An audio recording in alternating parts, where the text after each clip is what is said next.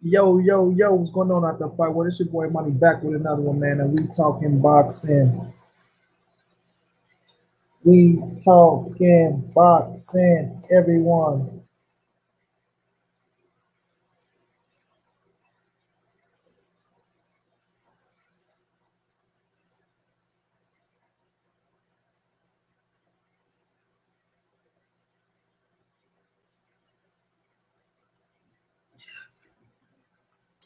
Come in, hit that like button for your brother. For your brother. Hit the like button for your brother.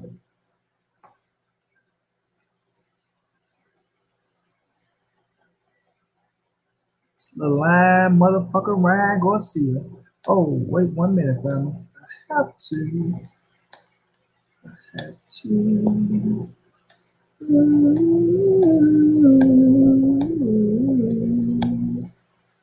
Bum bum bum bum.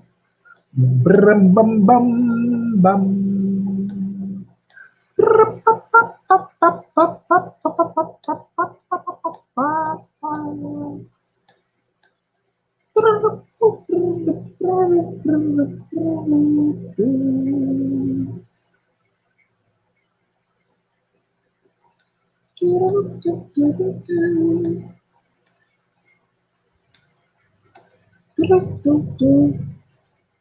San Coda, what's going down, champ?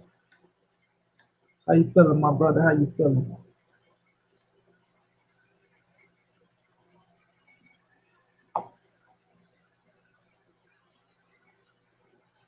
How you feel? How you feel? Damn good, damn good. So won't you represent your damn hood?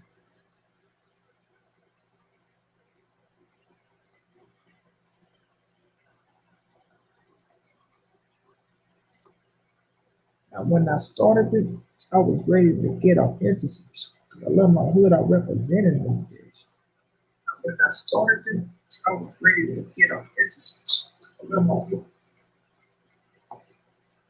Strong chap, how you doing? I'm doing good. I can't complain. Mike Moss is going down, family. I can't complain, bro. You feel me?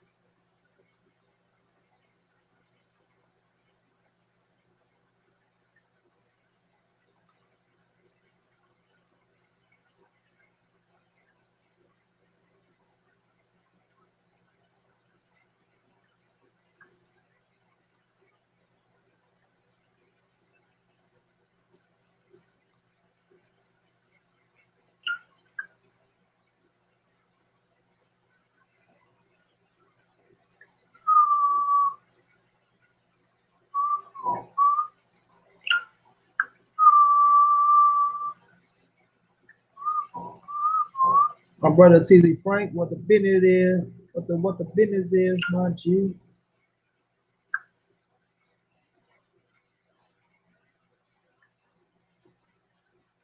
Send out a few notifications, fam. We gonna get the cooking in a minute. Cooking in a minute. A lot of people they ain't with us, they ain't with it, they ain't with it, they ain't with us, they ain't rocking, they ain't with it, they ain't with it. Lipinets a good opponent, damn good opponent, dog. TJ Sports and Entertainment, what's going down, my brother? TJ always coming in and showing love, bro. I appreciate you, TJ, dog. For real, for real. Yeah, y'all smash that like button for me, fam, on the way in.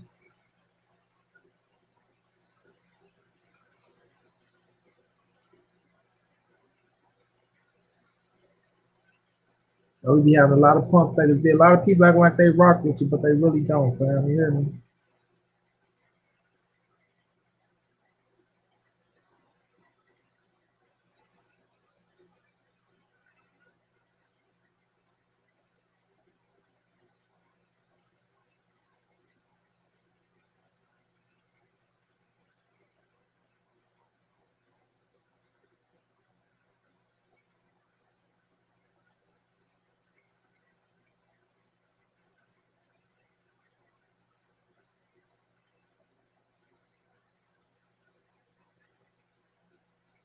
Phil, Jay, what's going down, bro?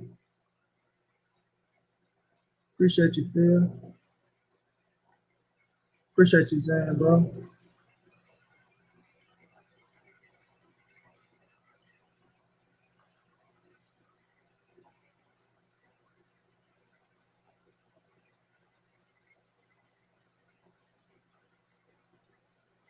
TZ Frank, why you ain't rushed up, bro? What happened? You want never rushed up over here?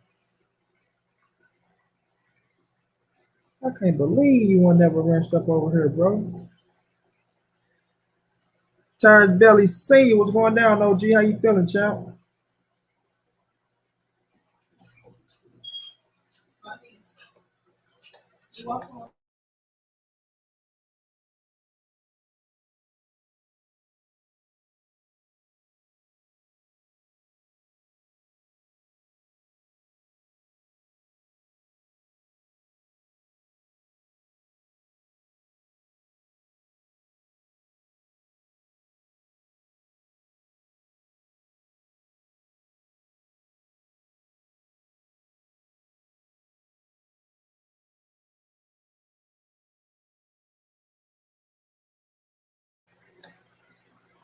My baby Sheena, what's up, love? You know you got to get the red carpet, Sheena. We got to roll the red carpet out for you. Tired as hell. Weights kicking my ass. You over there getting buff, huh? Putting on them pounds.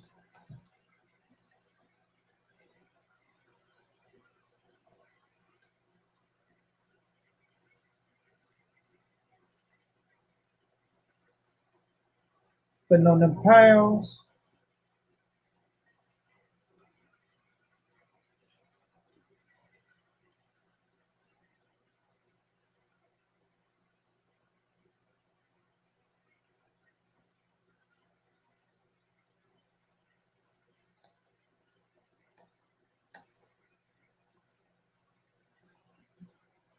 Yes, Sheena, baby. Yes, Sheena, baby. Yes.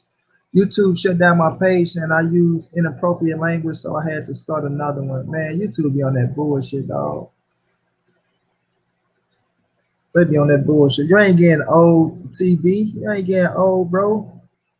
Getting wiser.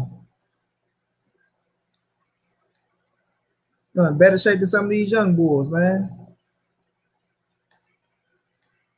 Getting wiser, OG. Getting wiser. We don't get old. We get wise.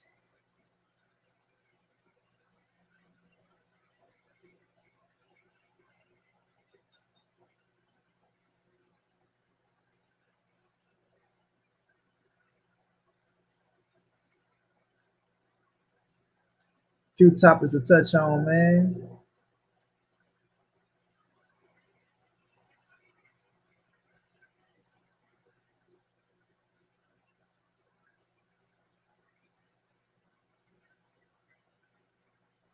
Exactly, bro. Oh man, you a young man. Come on, TV man. You 46. Man, you a young man, dog. You talking like you like 64. 46 is the new 26, homie.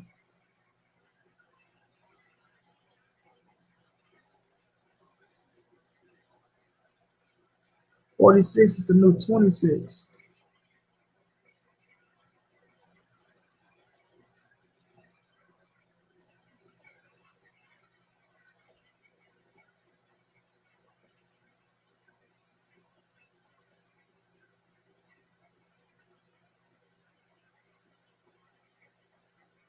And TB, I gotta make it to your channel more too, bro. Cause I be catching a lot of paybacks. I be wanting to catch you live, bro. What time do you be going live? Terrence Bailey singing?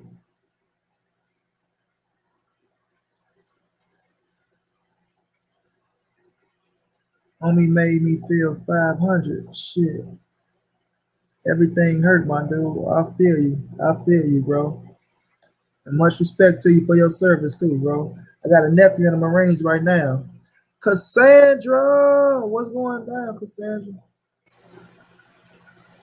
What's going down, love? Brian, what's going down? Ayindia. Ayindia. I can't pronounce it, bro. You got to let me know one day.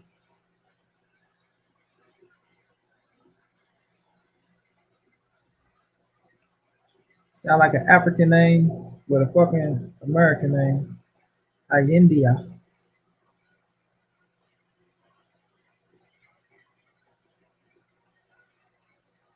Friday night at 7 p.m. I got a guest, Dr. Mukasa, Africa Mott. Dr. Mukasa.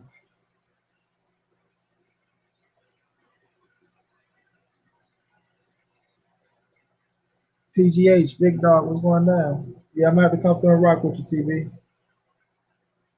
Show a little bit more support, bro. You always coming over and rocking with me.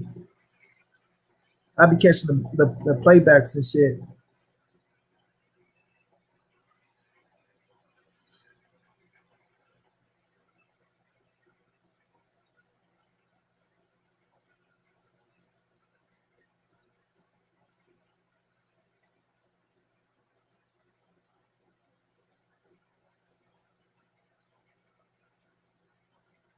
I'm gonna talk about it, Zan. I'm gonna talk about it.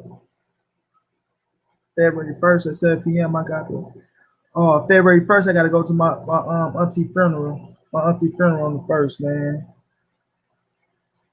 Yeah, so this gonna be a family day, but I'm damn sure gonna catch a playback. Lieutenant Governor of Maryland. That's big dog stuff right there. Big dog, big dog.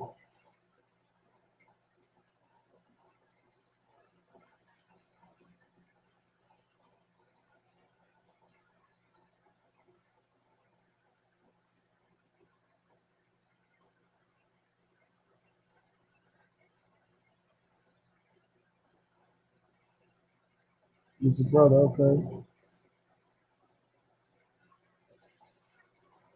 Oh, that's you, coach? Yes, I do. Hey, I finna drop the link, coach. I finna drop the link. Yes, I do.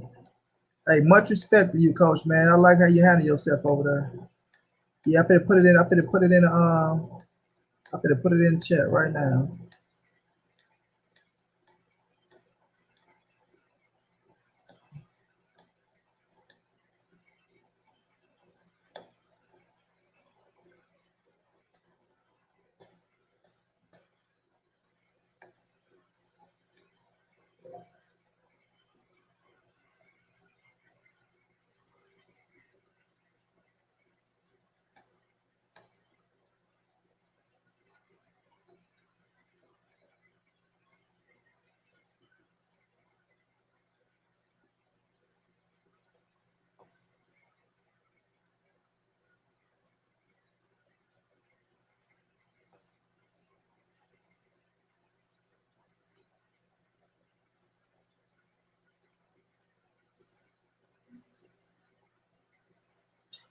I just dropped it in the chat, coach. You can click on it from the chat.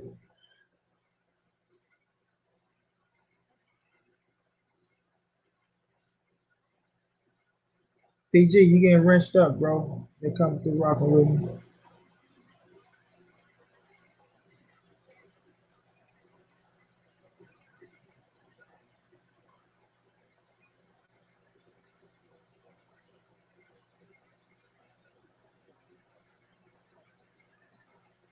Marcus Davis, what's going down, my brother? What's going down, champ? What's going down?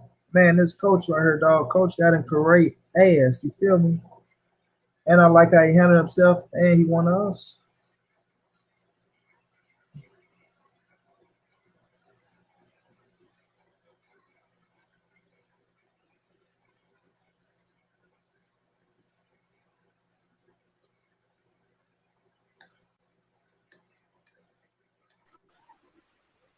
Coach, how you doing?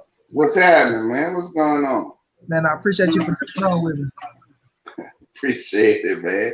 Good to be Nah, on your show, bro. I appreciate you, man. I was just I was listening to that little clown Corey, and I seen you over there, man. I seen you giving them the business, man. I say coach is in his ass, dog. Man, that dude a clown, man. A prey clown. When you said, because I thought you came for him, but when you said your understanding is fucking atrocious, I say, man, you couldn't have said it no better. No, he tried to compare apples to oranges, man. You know what's really sickening to me is, you know, we always gotta apologize for following black fighters. You know what I'm saying? We gotta always apologize. I'm not apologizing for following who I like. You know, Exactly. and the thing with that guy, man, his understanding is you know, just like he tried to say stuff like, don't blame Bob Arum. Well, fuck, you gotta blame Bob Arum. Facts. You know, you gotta blame him. He the one offering people $1 million to fight when these dudes making way more money than that. Them dudes, that's black men that know their worth. Thank you. You know what I'm saying? They're not gonna let you take advantage of them. They got a wise man that's behind those guys. You know, this guy's been, you know, this guy worked with Clarence Avant. You know what I'm saying? The Black Godfather. That's who trained him. That's who trained him. You know? I've seen the Black Godfather, the entire story. You know, he the one who trained Al Heyman. Yes, sir.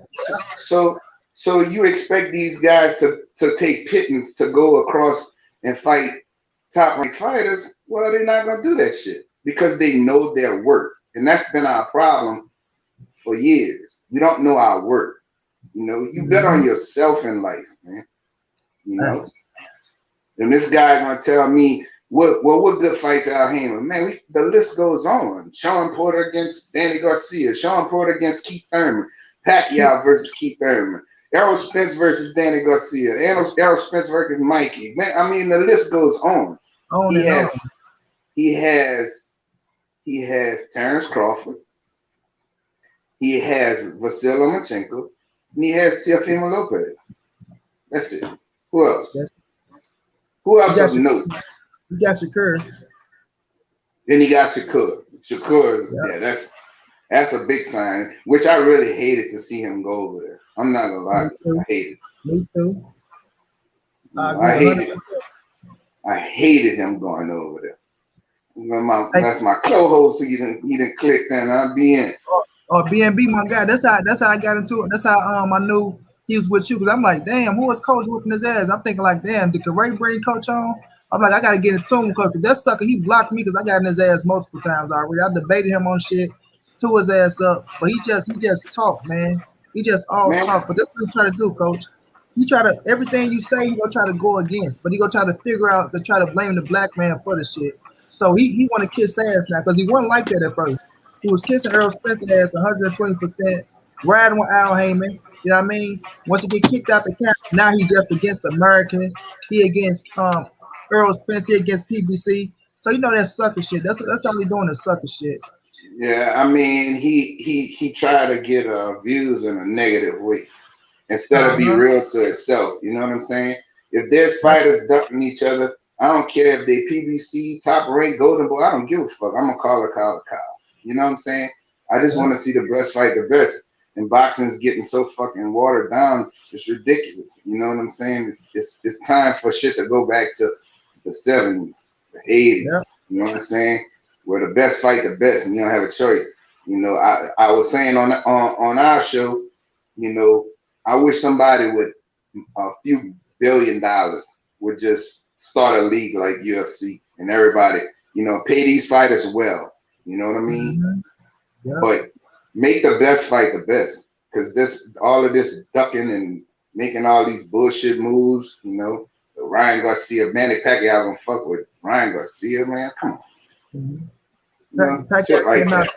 Yeah, came out and said that shit was a rumor. Ryan just running around, running his mouth. No, it ain't a rumor. He talking about it's an exhibition. You know, he just want to get his feet wet. Yeah, that's terrible. That's bullshit. Both of you motherfuckers professional fighters, right? Pacquiao, you a whole fucking world champion. Ryan, you a fucking a mandatory to a world champion, and you motherfuckers talking about having an exhibition like y'all retired or some shit. Right? Fucking the sport up. That's why I said, okay, man, Pacquiao, you wanna go have a fucking exhibition? Drop the title, man. Let Ugas get elevated to the super. Let him go fight either Bud or Earl to keep this division going. And you go do what you want to do. We all say, oh, and this is what I hate, Coach. I always want to say, Manny Pacquiao, he's old. Well, look, ain't nobody tell Manny Pacquiao to stay his ass around in this sport. Ain't nobody tell him to go to PBC. You beat Keith Thurman, right? You came back to go get a Mayweather rematch. That didn't happen. So you got your ass caught up in these young bulls era. So when you over here, you in that era, and your name is Manny Pacquiao, you still hold weight, you got a world title, and you can still put money in their pockets. Of course, they go gun for your ass. You know what I mean? So that's what I'm telling people. Absolutely. I'm not mad at them for gunning that Manny Pacquiao. That's what they're supposed to do. You feel me? If you still Absolutely. what they say, you stay around in the game long enough, you'll get your ass knocked off. You got a belt, bro. You know, don't drop the belt. If you got a belt, that means you're an active fighter. I mean, you participating with young guys. It's like that's like saying you know, Alex Rodriguez, you playing with younger guys, so now they're supposed to take it easy on you because you in baseball. Come on, man. Throwing nothing but fastballs down the middle. Yeah, we can't. We gonna start. I mean, that shit is ridiculous, and he's holding up the division. You know, I had an argument with them fucking guys the other day talking about, well, how is he holding up the division if, you know, Manny Pacquiao got the right to do what he want to do? Right, he does have the right to do what he want to do, but do that shit when you don't have a belt. Do that shit. Do that shit when you retire. You know, they try to throw Floyd was retired, motherfucker. He can do what he wants. You know, and Floyd will relinquish belts. Every time he gained a belt, he will relinquish it so young guys could fight for it, and he go fucking do what he want to do because he transcended belts. He didn't give a fuck about no belts, right?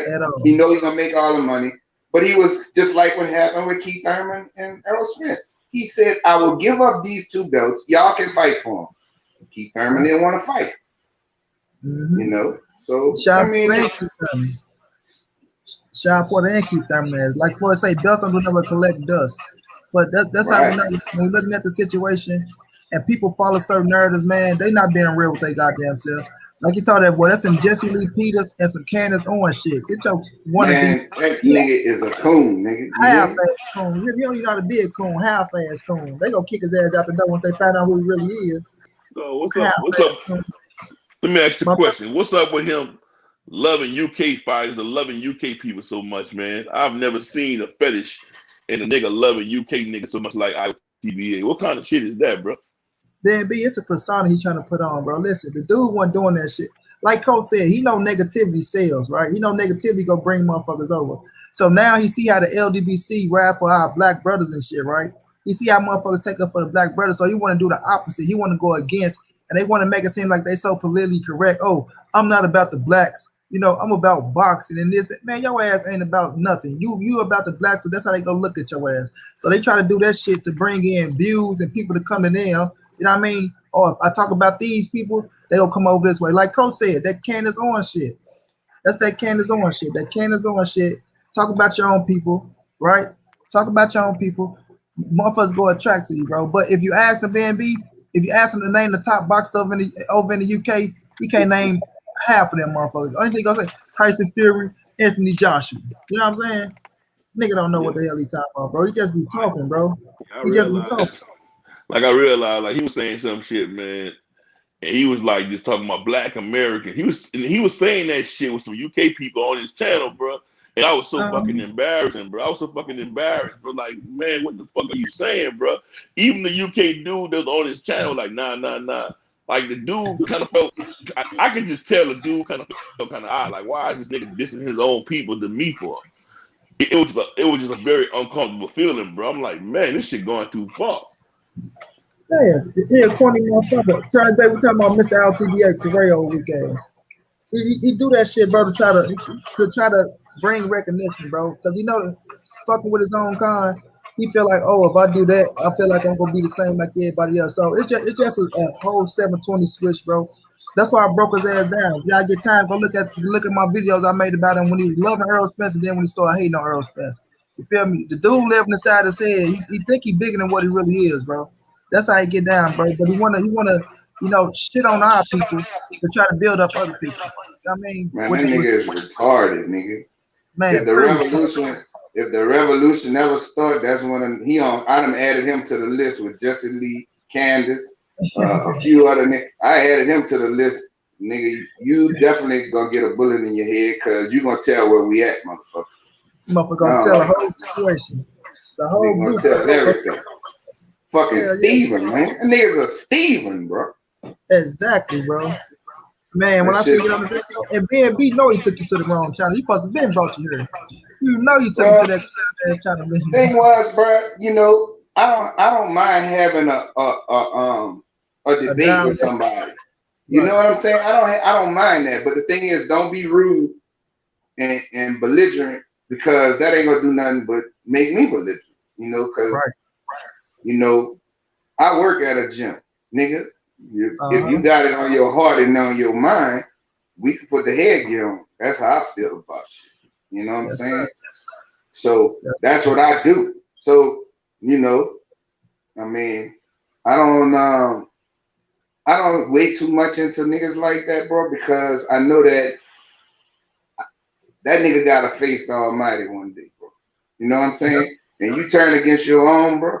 And you jeffing for all these dudes. You talking about how you gonna compare Canelo to Errol Spence? That shit don't even match up. It's not even the same topic. Me and BN had a conversation, and our conversation went like this.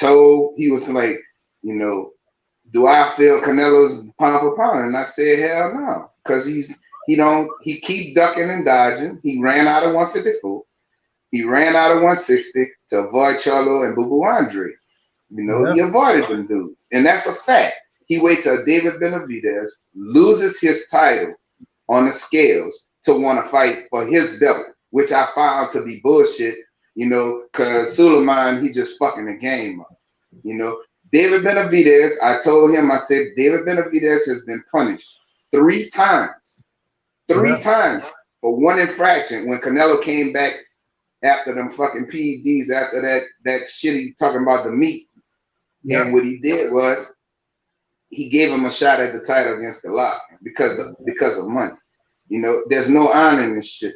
And you look at it, his whole thing was, and then he picks, when Canelo moves up, he picks the weakest of the division champions. You didn't see him when he gonna fight Kovalev. He went up there. He didn't fuck with Bitterbeef, and he didn't fuck with Dimitri Bivol. He ain't fuck with them. You know. Then you try to give Caleb Plant 5 weeks to train. That's a fact, bro. And that's why Caleb Plant not stupid. He's not gonna fall for that bullshit. He got a great advisor in his camp. He without him. Callum Smith took that shit on 4, gave that man 4 weeks to train so he can have an advantage. You need a full training camp to accomplish what you're trying to accomplish. To get all your timing down, to get your road work in to where you're not gonna get tired, to work on tendencies of the other fighter, to strategize and work on it, because the more you work at it, your body responds better because it's second nature then. It's muscle memory, you know? So the thing is, you look at these guys, bro, and they don't know shit about boxing. That's number one. I've been following this shit since the 70s. You know what I'm saying? I fought amateur, so I know this shit. You know, I've watched real champions go at it. Now, the thing that's with Terrence Crawford, people try to say, well, why are they not making a fight between them two? Well, people have to understand that this is, before anything, you're dealing with people's livelihoods, number one. Number two, everybody's trying to get an advantage. And Bob Arum is ruining the sport because he don't want to pay fighters, and they smarter now. He used to the dumb people from back in the day that he could take advantage of. And those guys now, they're not doing that shit. They're not gonna fall for anything you throw at them. Yes, sir. You know, it's not gonna happen. All the time, Coach. I say, listen, man, the PBC fighters, they are groomed by one of the best motherfuckers in the game, at Al Heyman. Al Heyman teaches these boys the business, and not just the business, he teaches these boys the end game. You know what I mean? So when you sit down with the PBC fighter, you better have your numbers correct. They say going off of, oh, they made 1 point this in their last fight. They made, man, if you believe that's all them dudes making, you a motherfucking fool, dog. You a fool if you think them boys ain't getting rated TV rated money and back end money. Y'all gotta be a goddamn clown. You feel me? So even if you do bring the facts out on them, they still won't believe you. They gonna try to challenge everything. But man, I'm loving what I'm doing. Go ahead, Coach. Absolutely, man. He he don't understand. Well, fuck, man, he don't understand business either. You know what I'm saying? He gonna get me. You blame everything on Bob Arum. Well, Bob Arum is controlling the purse strings on that side. These other fighters that for the PBC, they pretty much they independent. They 1099.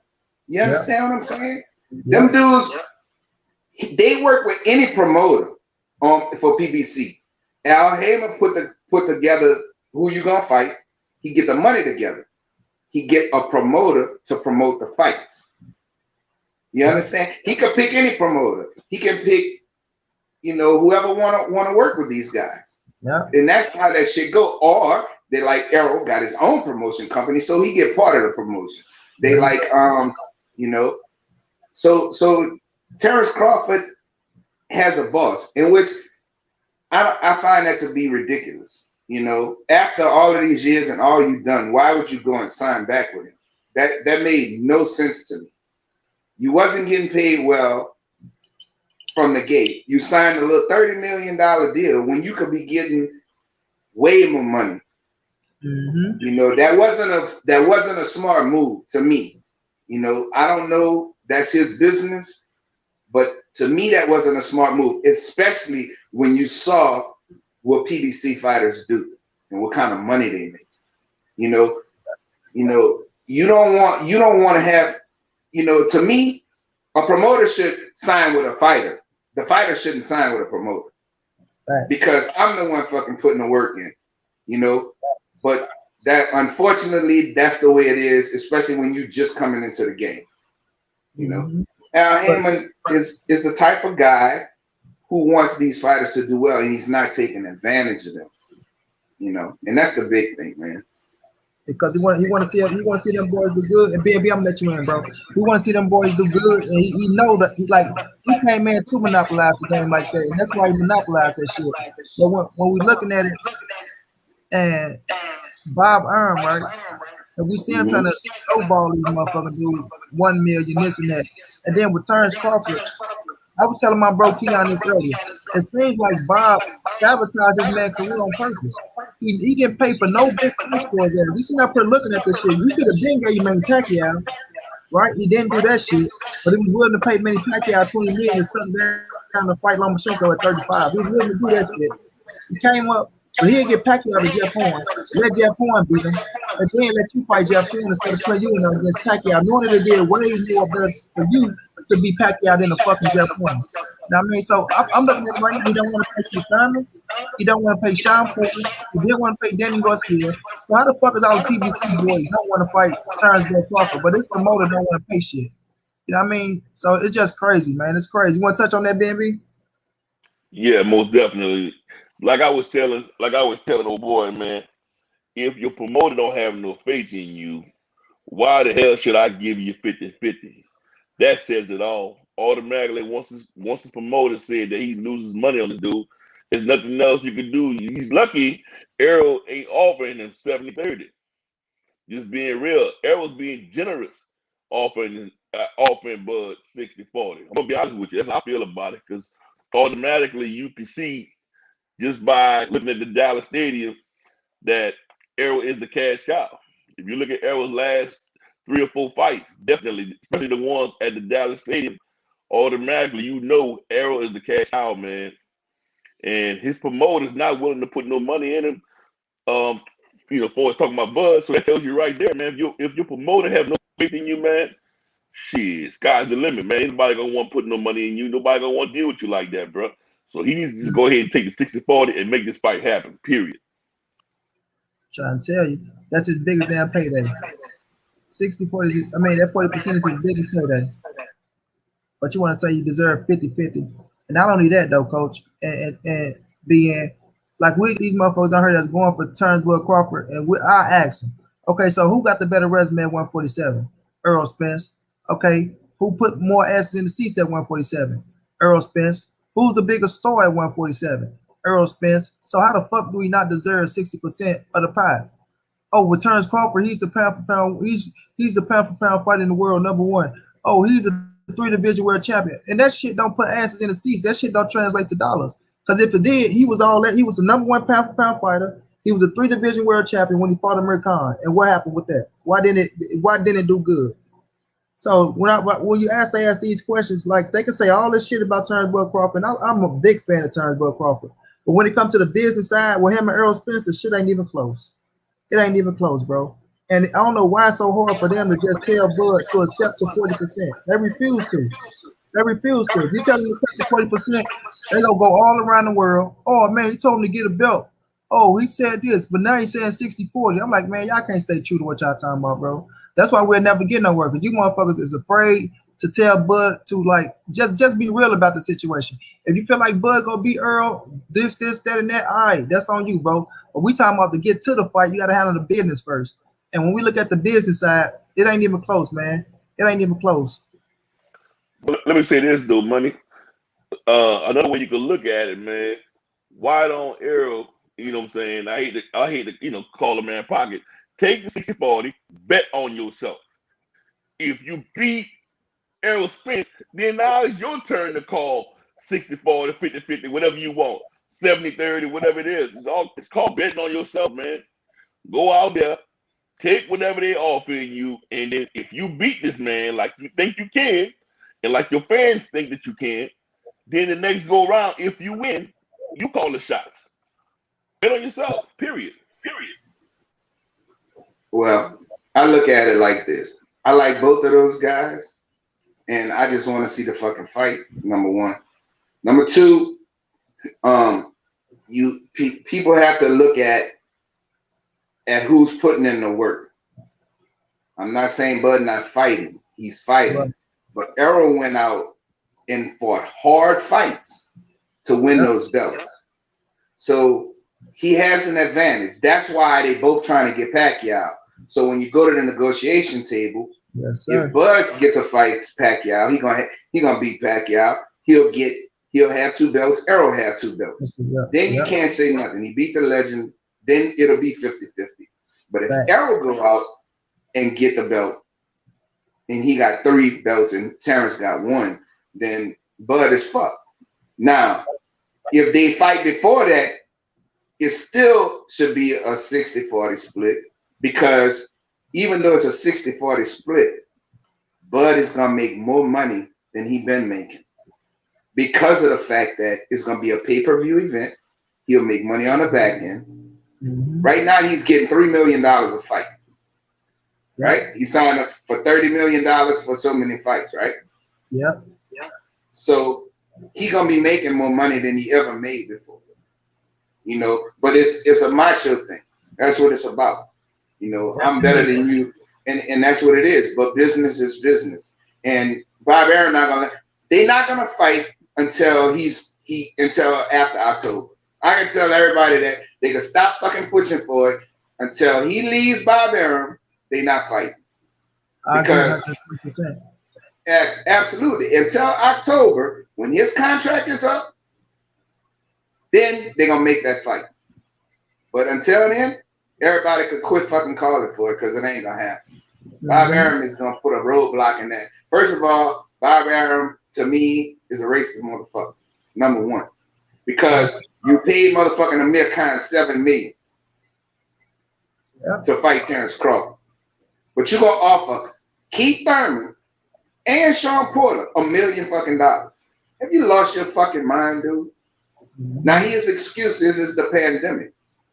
Dude, if the shit is on pay-per-view against Sean Porter, motherfucker, you still gonna make money. And he talking about, and then you paying Lomachenko and all these, you paying them guys. So don't give me that bullshit. That's bullshit. And Bud got the best numbers out of all your fighters. And that's a fact, Jack. He got better numbers than all your fighters. But back to this clown, man. The dude talking about I try to blame things on Bob Arum. Well, fuck, who else? That's why the fight's not getting made, bro. Mm-hmm. Facts are facts, bro. They don't like that shit. And then he said, well, I agree with you about Canelo, but what about Spencer and Bud Crawford? Oh, fucker, what about him? What's the point? That shit don't even sound that ain't even the same thing. Canelo is pound for pound. He's the pound for pound best for beating up European fighters. He ain't the pound for pound best in my eyes because he keeps fucking ducking and dodging. Until he get up in there, then now you're gonna fucking deal with Yildirim. Yildirim? Get the fuck out of here. This dude lost. His last fight, he lost. He hasn't fought in 2 goddamn years, and he get a title shot. Right? Shit is terrible. And then you got one, you punished David Benavidez 3 times. And I know people wondering why I said 3 times.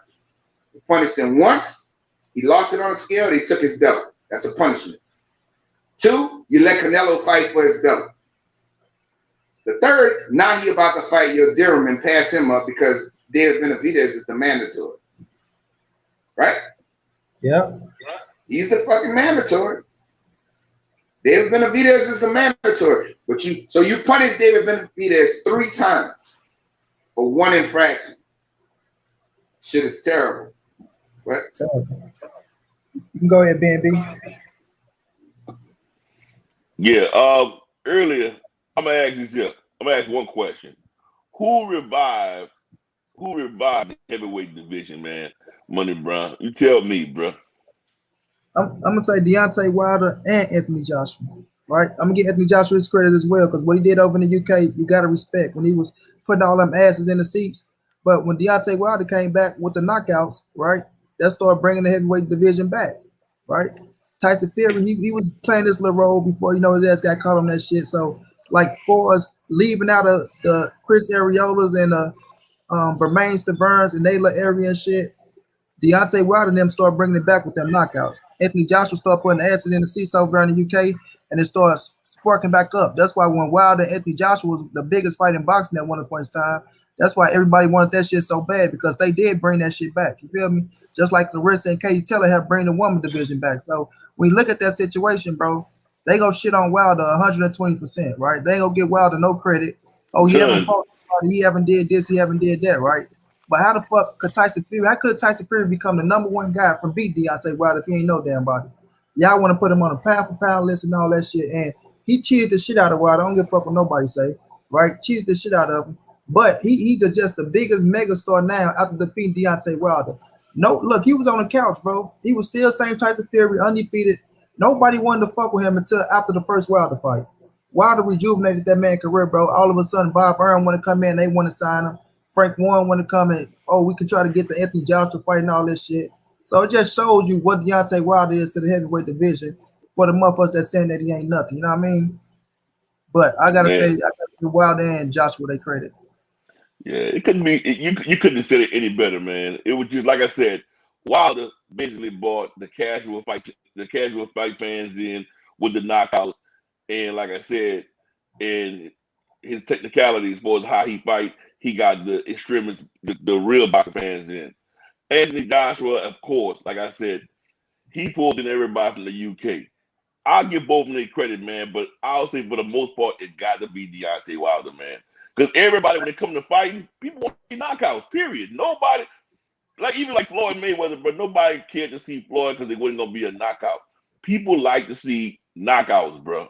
And that's why I give Deontay Wilder more credit with that than Anthony Joshua. And like I say, it's both of them, correct? What do you think, Coach? Let me get.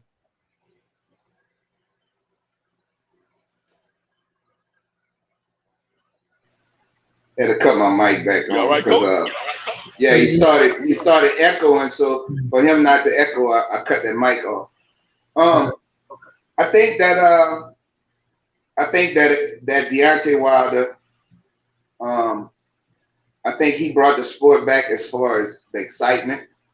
I feel the same way Money feel. I think that you got to give Anthony Joshua his credit. I don't have no problem with that. I don't hate on UK fighters. I don't.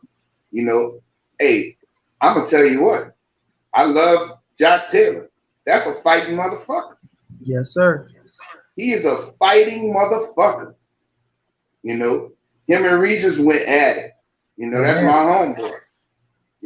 They went at it. That fight could have went either way. So I got to give both of them their credit. Deontay Wilder made it more exciting because he was getting one-punch knockouts, which I believe it hurt him, to be honest with you, because he kept relying on that too much. Yeah. You know, he wasn't developing his skills more than wanting that big punch. You know, I made an emphasis on our show that the same thing happened with Jamel.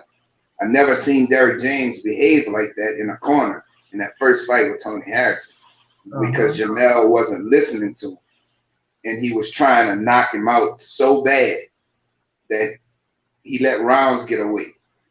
You know, and I think that's what happens with Deontay. He got tunnel vision that I'm gonna knock everybody out. Well, what happens if you don't? You know, you got to be able to go more than, and you can't get tired. I watched him get tired in amateurs. I watched him lose in amateurs because of fatigue. You know, I've watched this. I've seen him lose in amateurs because of fatigue. And you don't do road work. What kind of fighter don't do road work, bro? You got to do road work. You can't rely on your power all the time, and you got to develop your skills. He's so athletic. You're so athletic for that size, dude. It shouldn't be hard for you to develop better skills. You know what I'm saying? There's things he could have did to Tyson Fury. He wasn't going to the body. You know, all that soft shit he got down there, you're supposed to be eating that up. You're supposed to be punching him on his arms and everything. You know, he moved his head real well. So you know that's the most difficult part to hit on Tyson Fury. He's a fucking incredible boxer for that size, man. I give Tyson Fury his credit. Do I think he cheated? Hey, man, I can say what I believe, but until it's proven and they penalize this motherfucker and somebody investigate the shit, it don't matter what you say or I say. You know what I'm saying? And these niggas got mad at me because I said I believe that. That's still my belief.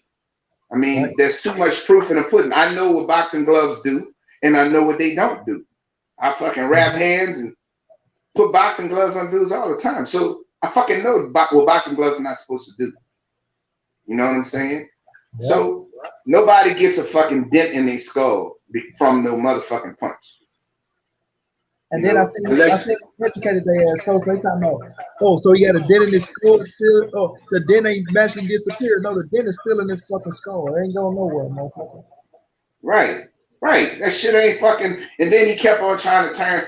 Oh, because he got a dent in his forehead. Bitch, it's not in his forehead. It's inside his fucking head. You don't get fucking. Nobody I've ever seen in my entire lifetime does that. I done watched motherfucking Mike Tyson punch the fuck out of people. I've watched fucking Joe Frazier. I've watched George Foreman, one of the hardest hitting motherfuckers ever. Right. I've watched Ernest Shaver, probably the fucking hardest puncher in boxing ever. Yeah. Over Mike Tyson and George Foreman, and he ain't never dent nobody fucking skull, bro.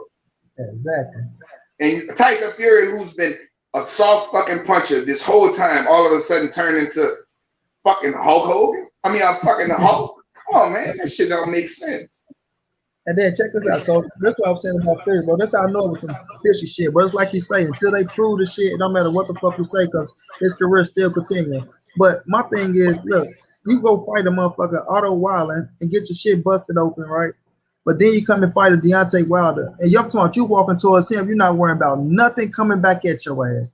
And you the one, and you said out your own mouth, this man is the hardest hit, like he hit you the hardest that you ever felt. You know what I mean? Like, and you just walking, not worrying about what's coming back at you, because you knew something was up. As long as you land on his ass, you knew he was gonna feel it, and you knew that shit was gonna take effect on his ass. You know what I mean? So it was some fishy shit going on. And like I say, I'm gonna ride with Wilder 120%. If he can't present the evidence, then we got to take that licking. But I know that motherfucker did something. He did some fishy ass shit.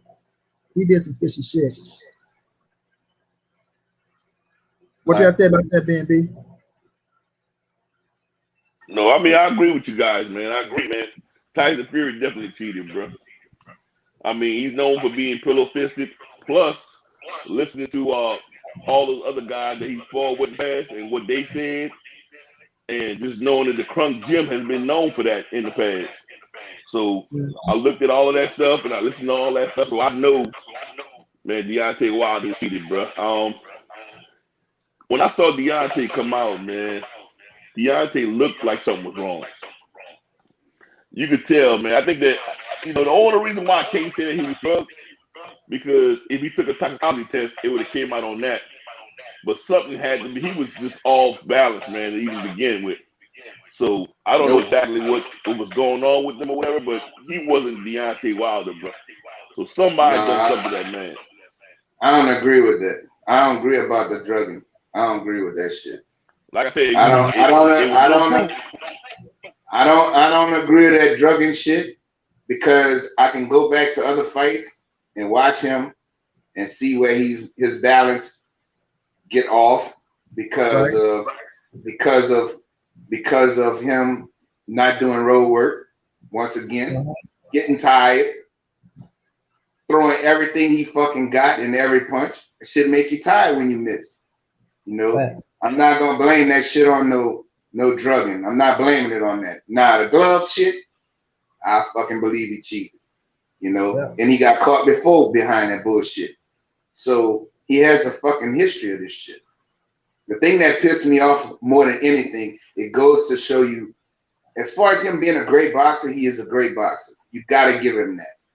But his integrity level is fucking trash, because of the fact that, dude, this man pulled you off a couch when you was in a depressed state and offered you to give your family generational wealth, and you fucking did some shit like this.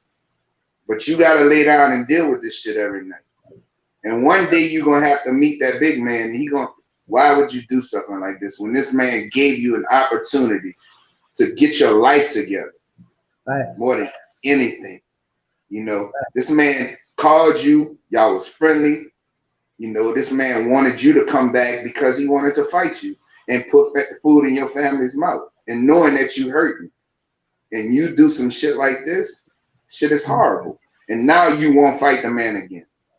You have no fucking integrity at all. None at all. If you beat Wilder, you made it look kind of easy, well then go and repeat the shit. Yeah, but this time, motherfuckers gonna be there watching these fucking gloves and shit though.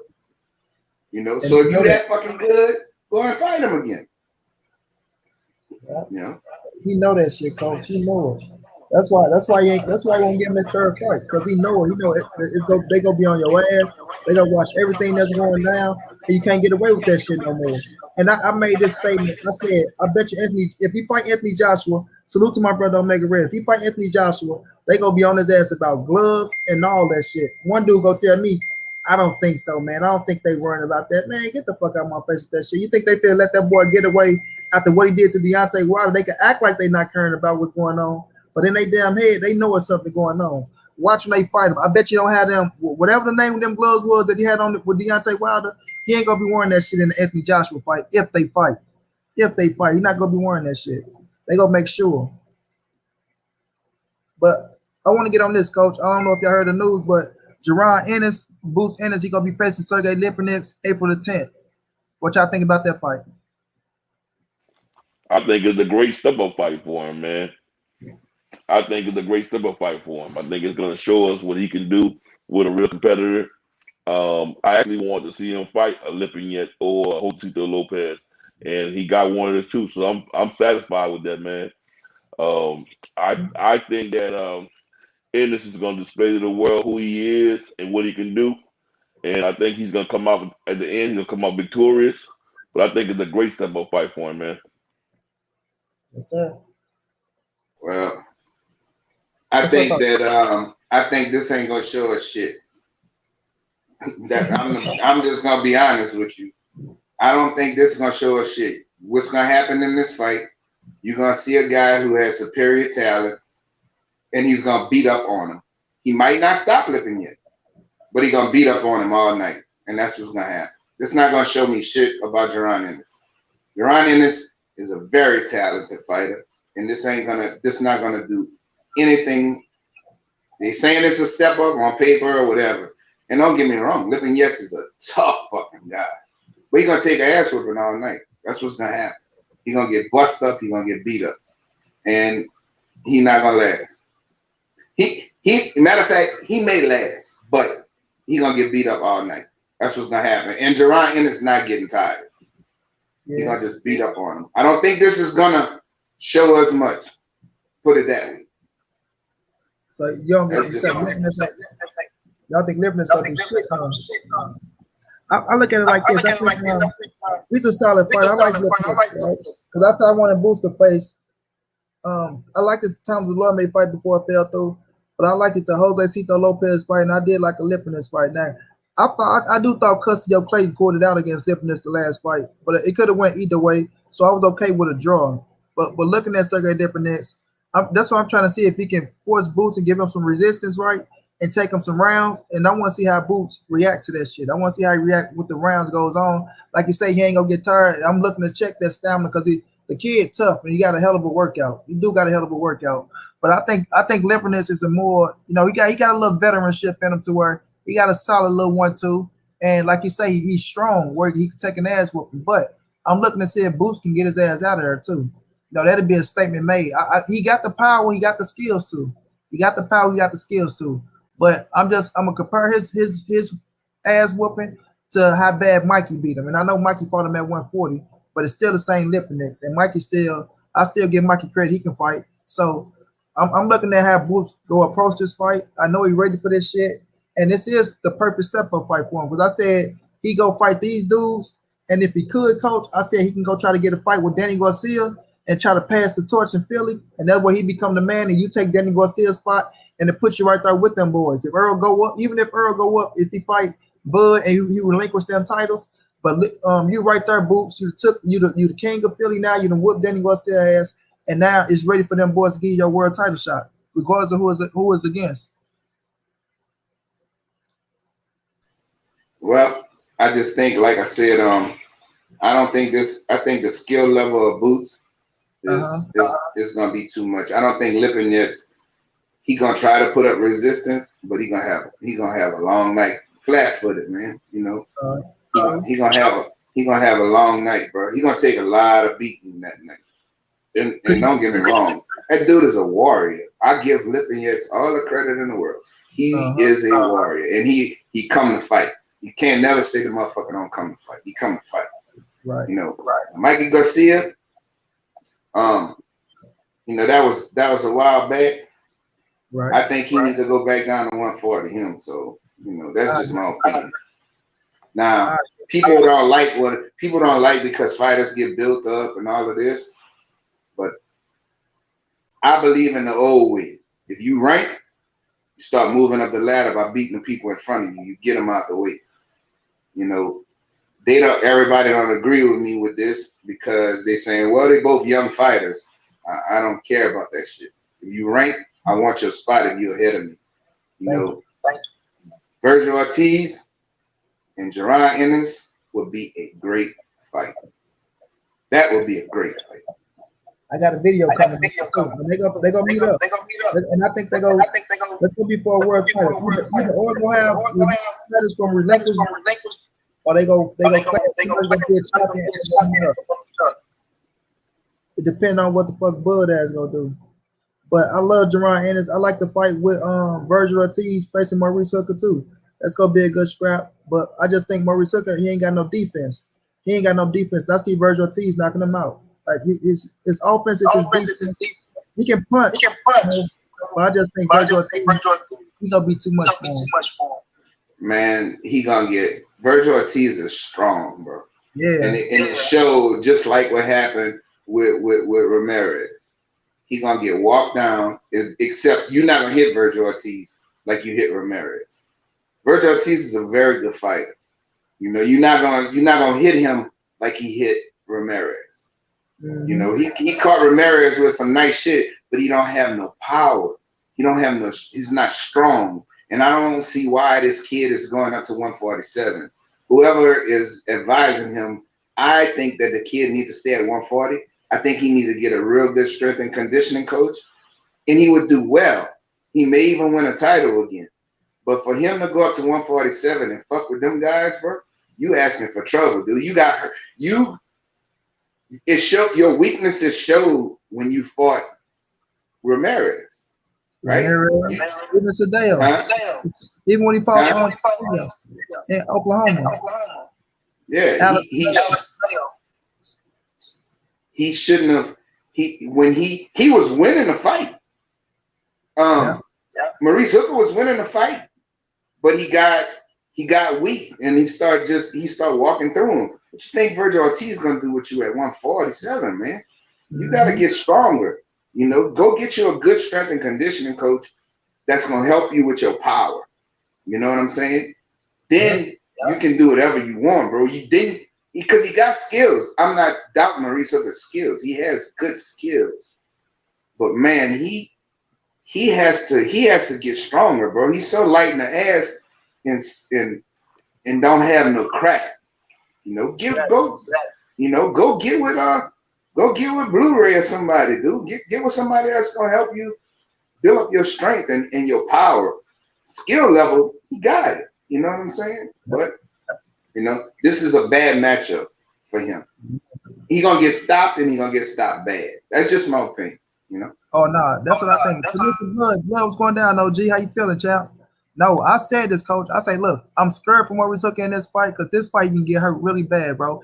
And to me, coach, it's his defense, bro. He don't have defense. He don't protect himself the right way. He go out there, his offense is his defense. He just get the banging and shit. Even when he hurt. Like, why the fuck are you still trying to throw back when you hurt? Knowing that, I hate when fighters do that shit. I swear. They knowing they hurt bad and they still sit there and try to throw back. I don't know if it's just a mechanism that come off of that shit or whatever the situation is. But I'd be like, man, just grab that motherfucker and hold him as much. I'll wrestle his ass to the ground if I got to. But don't swing back and give him the opportunity to hit your ass. And I think that's what's going to happen with Maurice Hooker. I think that kid go hit his ass. He go try to fight back while he hurt. And I just see that boy putting his ass up. A la Amir Khan. Yeah. There you go. A la Amir Khan. That's the fuck he do. He get hurt and want to try to swing back. Dude, you can't do that shit, bro. You better fucking lock him up and get your shit together. You know what I mean? You gotta get your shit together, man. You can't sit there and fucking exchange, especially with people that's accurate. And that's one thing about it. If you watch Virgil Ortiz fights, he's very, very accurate and he's very precise and he's consistent. He don't throw wasted punches. You know, you can tell he come out of that Dallas area. You know what I'm saying? You can tell. They don't just throw combinations. They don't do that. They pick their shots, just like Errol Spence. He pick his shots, and wherever he can hit you, that's where he's gonna hit you. But he's not gonna waste punches. It's not gonna happen. And he's very disciplined. You know, Virgil Ortiz is very disciplined and he's a hard worker. I just feel that this matchup for Maurice Hooker is gonna. This may send him into the end. Right. I think this is just gonna send him into the end. I don't think that's a good matchup for him at all. What's your thoughts? No, I definitely agree with you guys, man. I think that he's light in the ass and he doesn't throw any kind of power shot. So with that being said, man, I don't think he can stand the wrath of Virgil Ortiz. I think Virgil Ortiz is gonna stop him. I think Virgil Ortiz is gonna stop him early. That's just what it is. And I feel like Coach too. I never seen Maurice Hooker coming up to 147. I'm like, Maurice, boy, this is how thin you is. What the fuck is you doing at 147? Like, for you to go to 147, it should have been a right fight for you. Like, it should have been a fight that was somebody that either came up for 147 or they ain't that big. But you went up there fucking with Virgil Ortiz, one of these you've been a sacrificial lamb right now. That's all I see. You feel me? I know he's working with Bo Mac. He over in the gym with them and that nature. I don't give a damn what they say. Once he get hit, he gonna go back to what he really knows. And once he get the fight, that's gonna be the end of it. Go fuck with Mike. That'd be a good fight. Right. Go fuck with Mike. You know, go fuck with somebody like that who's a tweener. You know, he in between. He you know, he not a 147 fighter either. You know, he just want to be up there to make the money. I mean, we know that is with that spot. You know. Shit, man, I don't see it, bro. I think this a bad look for Maurice Hooker, and I don't advise it. This is gonna be a bad beating, bro. Man, I agree. I was trying to get a bit for the doctor. I want to see him win, but on this one, I'm like, we gotta call it too. Just like I think Jameer Hearn gonna lose to Corey Frampton. I don't think he gonna beat Corey Frampton. I like Jameer Hearn. I like his style, but it's just something about him, bro. Like when he lost to Ladarius Millers, I'm like, it ain't there, bro. And even in this last fight, where he had the incident where they had to stop it, I think Corey Frampton more seasoned than him. I think he a better fighter. I think he a better fighter, and he going over to the UK as well. But I'm pulling for him to win, like I'm pulling for Maurice Hooker to win. But I just don't see I don't see Jameer Hearn beating Corey Frampton. Well, I think that it's going to be a good matchup, and it all depends on what Carl Frampton show up. Carl Frampton's a good fighter, man. I enjoy. That's another UK fighter that I really like because he fight hard. You know what I mean? He give it his all, but it all depends if he lost something. In those losses, I don't know if he gonna be the same fighter. Now what I did hear was that Shakur want to fight the winner. Even if Shakur the mandatory fighter.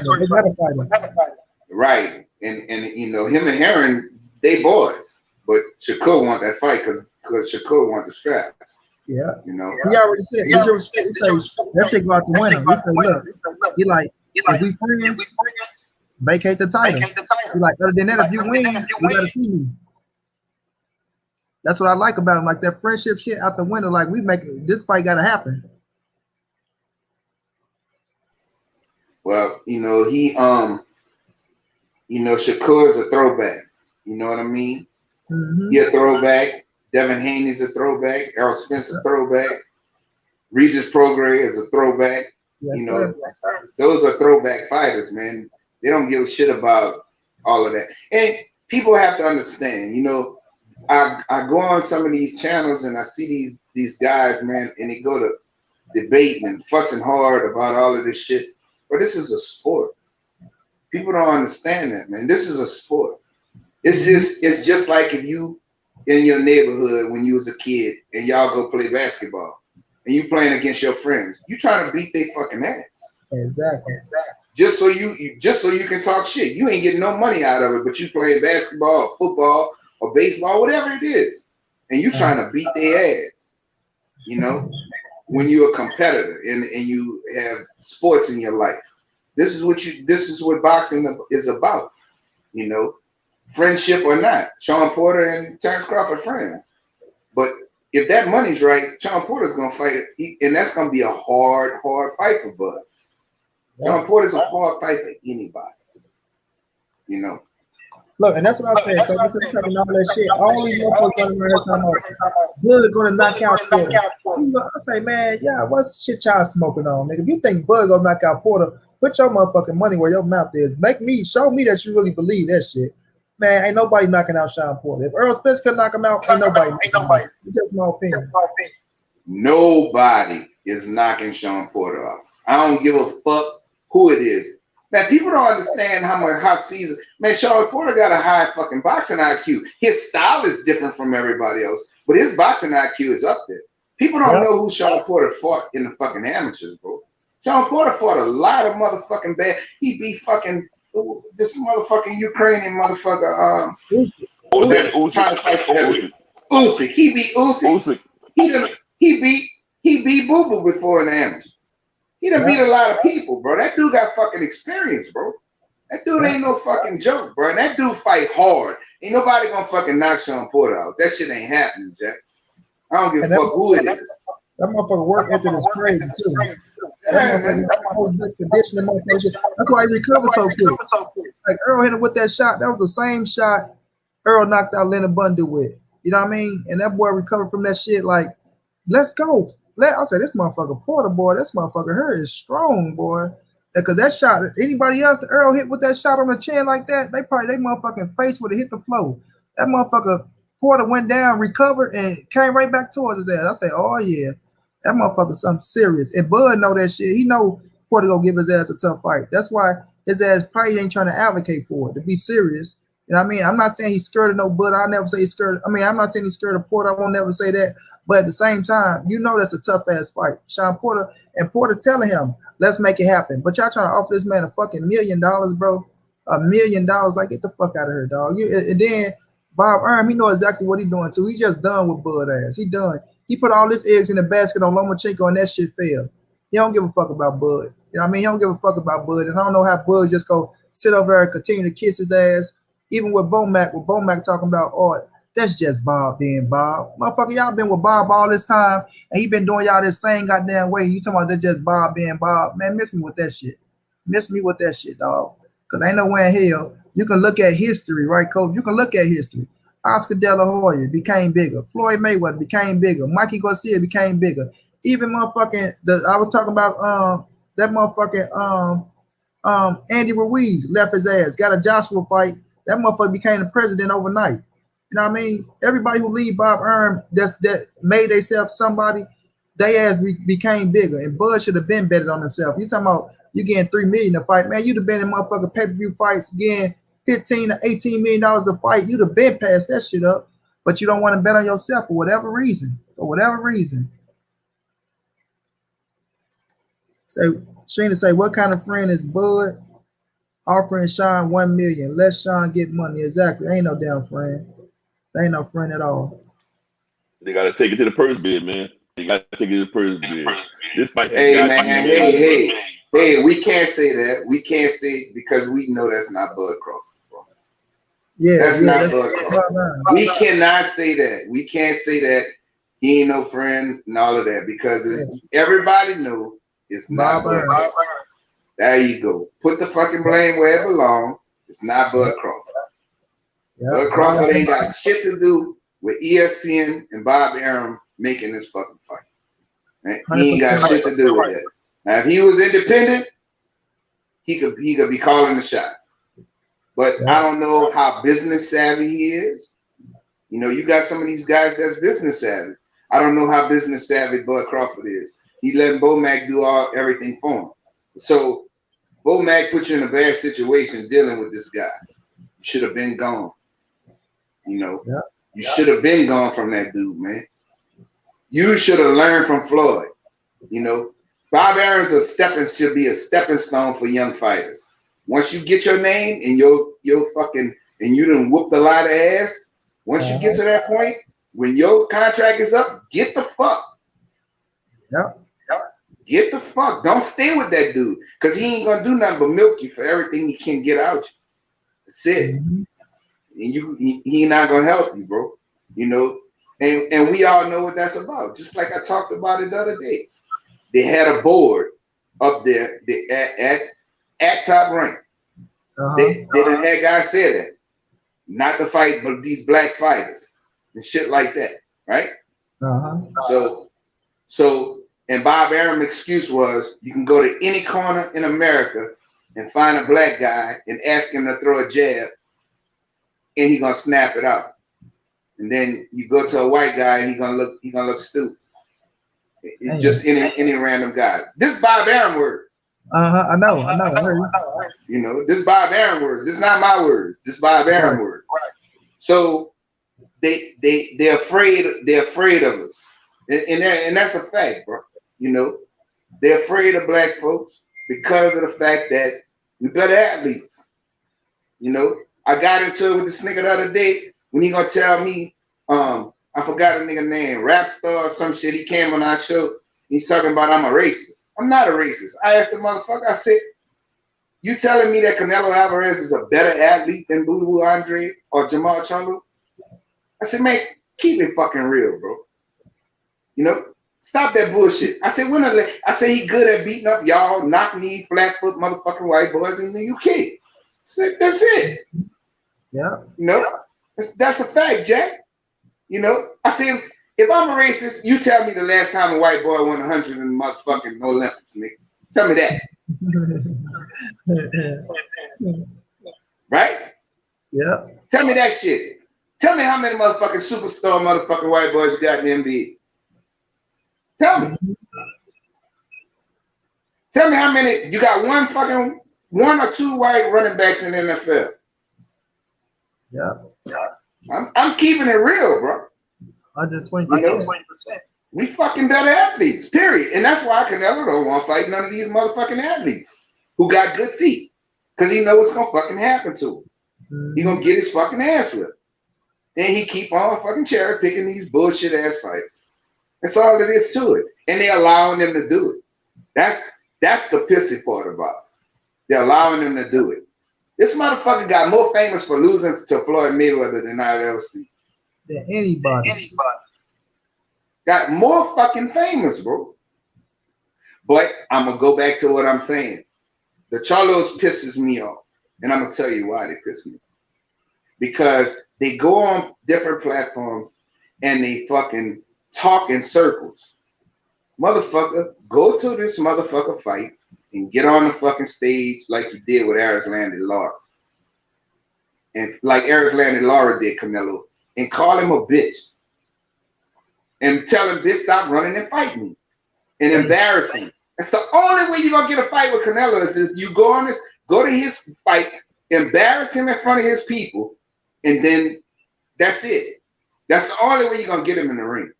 If you really want that fight, all of these fighters, I don't know if they listen to you or not, money, but I hope they do.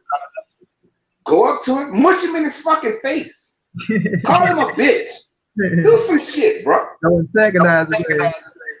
Right. Because the Mexican people don't like being punked, bro. Right. You know what I'm saying? And if he do that, if them boys really want that fight, Demetrius trying to, he tell it like it is, but he don't get ignorant enough. Go up on the fucking stage. Go to his post-fight press conference. It's proven in history that it works. Antonio Tarver got a fight with motherfucking with Roy Jones Jr. Right? Yeah. Fucking Chad Dawson, even though he got his ass whipped, motherfucker went on camera with Andre Ward. Motherfucker, I think I can beat you. Let's fight. Dre was the nigga he is, and fucking nigga, let's fight. You know what I'm saying? That's the way you get fights now. That shit is all played out. This internet bullshit. All these motherfuckers go on the internet and they go talk all this bullshit. Man, go to a motherfucker fight and mush him. Or talk shit to him. Go up on the podium, call him a coward, call him a bitch. Do some shit like that.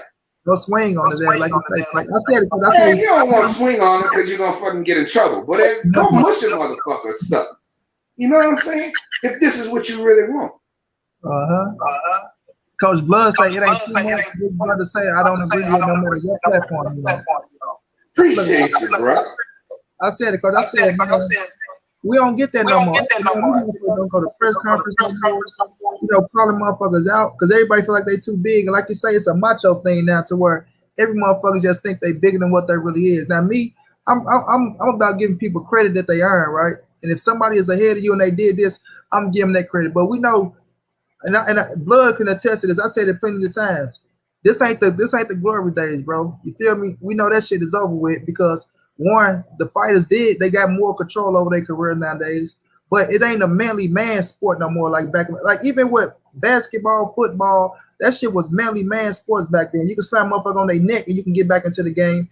Basketball, you can clothesline a motherfucker, get back into the game. And boxing, if you want to be the best, you want to fight the best. You go prove that shit. You feel me? If you call me a bitch back in the 70s, you know what I mean? You have to see me.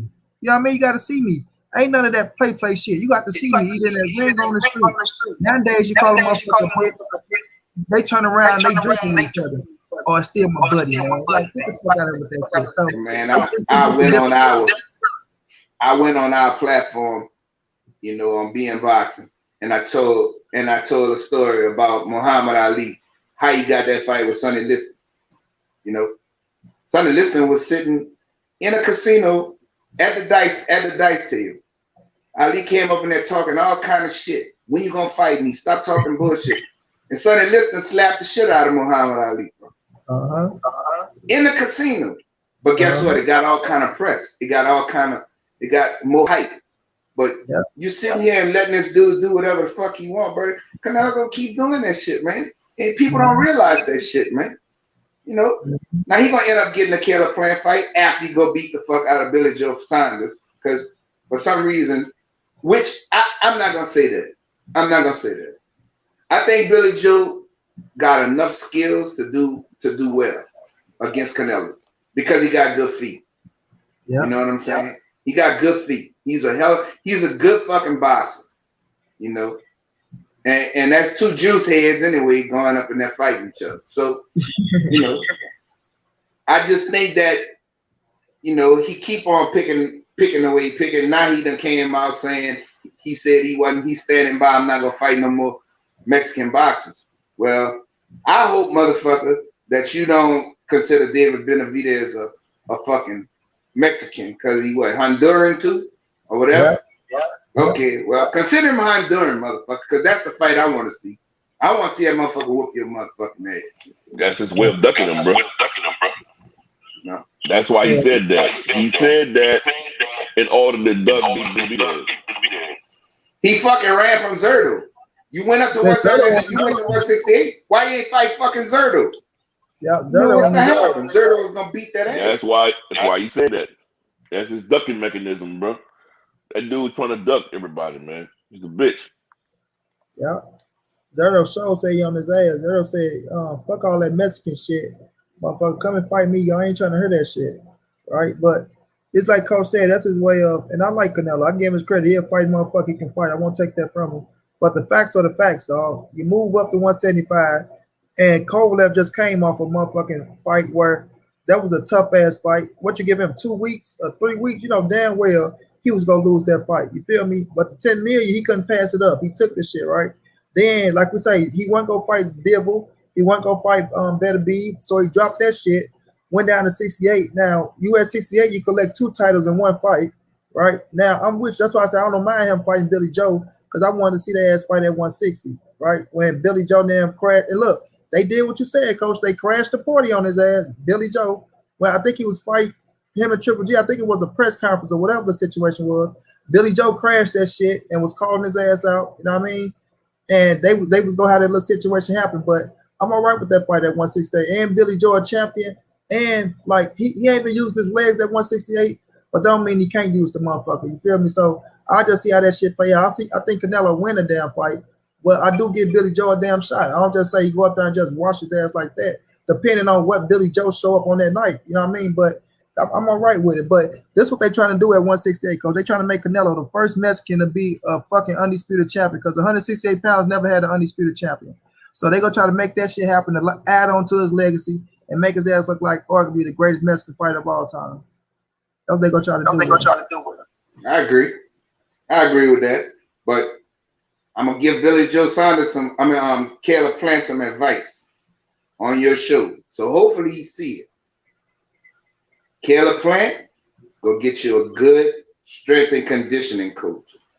You got the skills to whoop that ass, but your crack has to increase. Yep. You gotta make that motherfucker respect you. So go get with Blu-ray. Go get with that motherfucker. And then when Canelo come up in there trying to fucking walk you down and you boxing the shit out of him, he gonna feel that fucking pain when that motherfucker is when you cracking his ass. That's the only thing that I got against Caleb Plant. Get you some. You need some power, bro. You need to learn how to throw your punches. You need to. I'm not gonna say you need to learn how. You gotta get some crack, bro. You gotta get stronger. You're not as strong as that you could be at 168.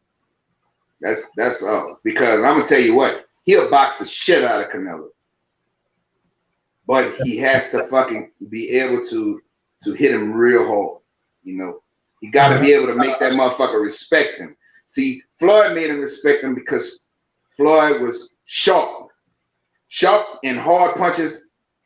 Speed is power, right? Speed is power, but you got to be able to sit on your shit.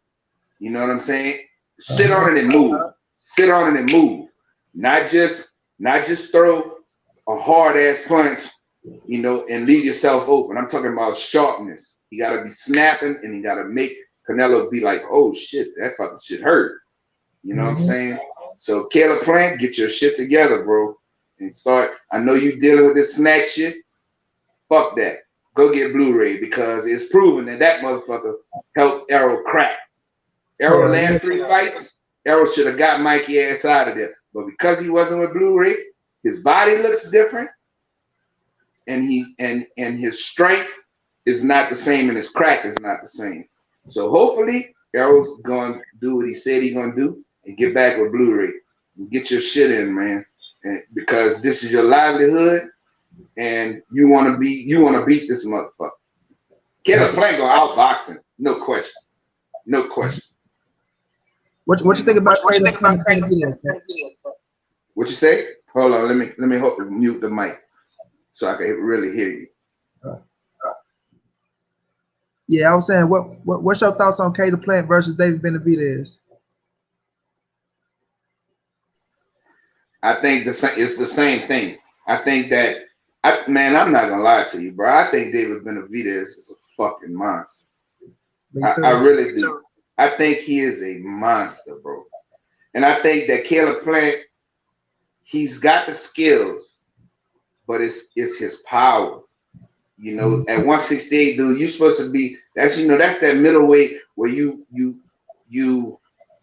got the speed of a middleweight, but the power of a heavyweight. You know, or at least a cruiserweight when you at that weight. That's a tough weight to be at. So my thing is, I think David Benavidez right now will beat him. David Benavidez is a hell of a fucking fighter, man. That motherfucker hands, for a big, tall, motherfucking rangy dude, bro. That dude hands is fast. He got good fucking crack. His IQ is high for his age. Man, he the real deal, bro. And that's a tough fight for Caleb Plant. It really is. You know, that's a tough fucking fight. And at this point right now, because Caleb Plant don't have no crack, and I've watched guys kind of walking down, he done got out of those situations. If you let David Benavidez walk you down, bro, it ain't gonna be good for you. It's gonna be an early night. No. Yes, what you think about that fight, Ben? I definitely think that David Benavidez, David Benavidez, I definitely think that he's gonna stop Caleb Plant, man. Caleb Plant. The reason why I say that is because Caleb Plant don't have any crack on him, and David Benavidez is a better boxer than Caleb Plant. And I think the world did Benavidez at 168, man. I don't think anybody 168 can stop him. That's just what it is. Facts. Yeah. I think that motherfucker is a monster, bro. Me too. I really believe it. I think that motherfucker is a bad motherfucker. Straight up. Only people gonna give him problems is when he move up to 175. When he move up to 170, now don't get me wrong. Don't get me wrong. Jamal and Boo Boo will give him problems. If they move up, if Boo Boo can fight with anybody, that's a bad motherfucker too. Thank you. That's a bad motherfucker, bro. Coach, you Boo Boo is a bad motherfucker, bro. People don't understand all the shit that dude did, bro. He made bad management decisions, but as far as him, a motherfucking fighter, you know, I watched a lot of people talk shit about this guy, man, when him and them Cholos was going back and forth. But he had bad management, right? That don't take away from this motherfucker's skills. That's a fucking skilled bad motherfucker, bro. That dude can fucking fight. You Coach, know, I said this plenty of times. I say, man, listen, Demetrius Andre got the skills to beat any motherfucker from 154 to 175. You feel me? Absolutely. That's just my opinion. I say that all the time. Like, and I know people get caught up in that shit. I say, man, I gotta understand.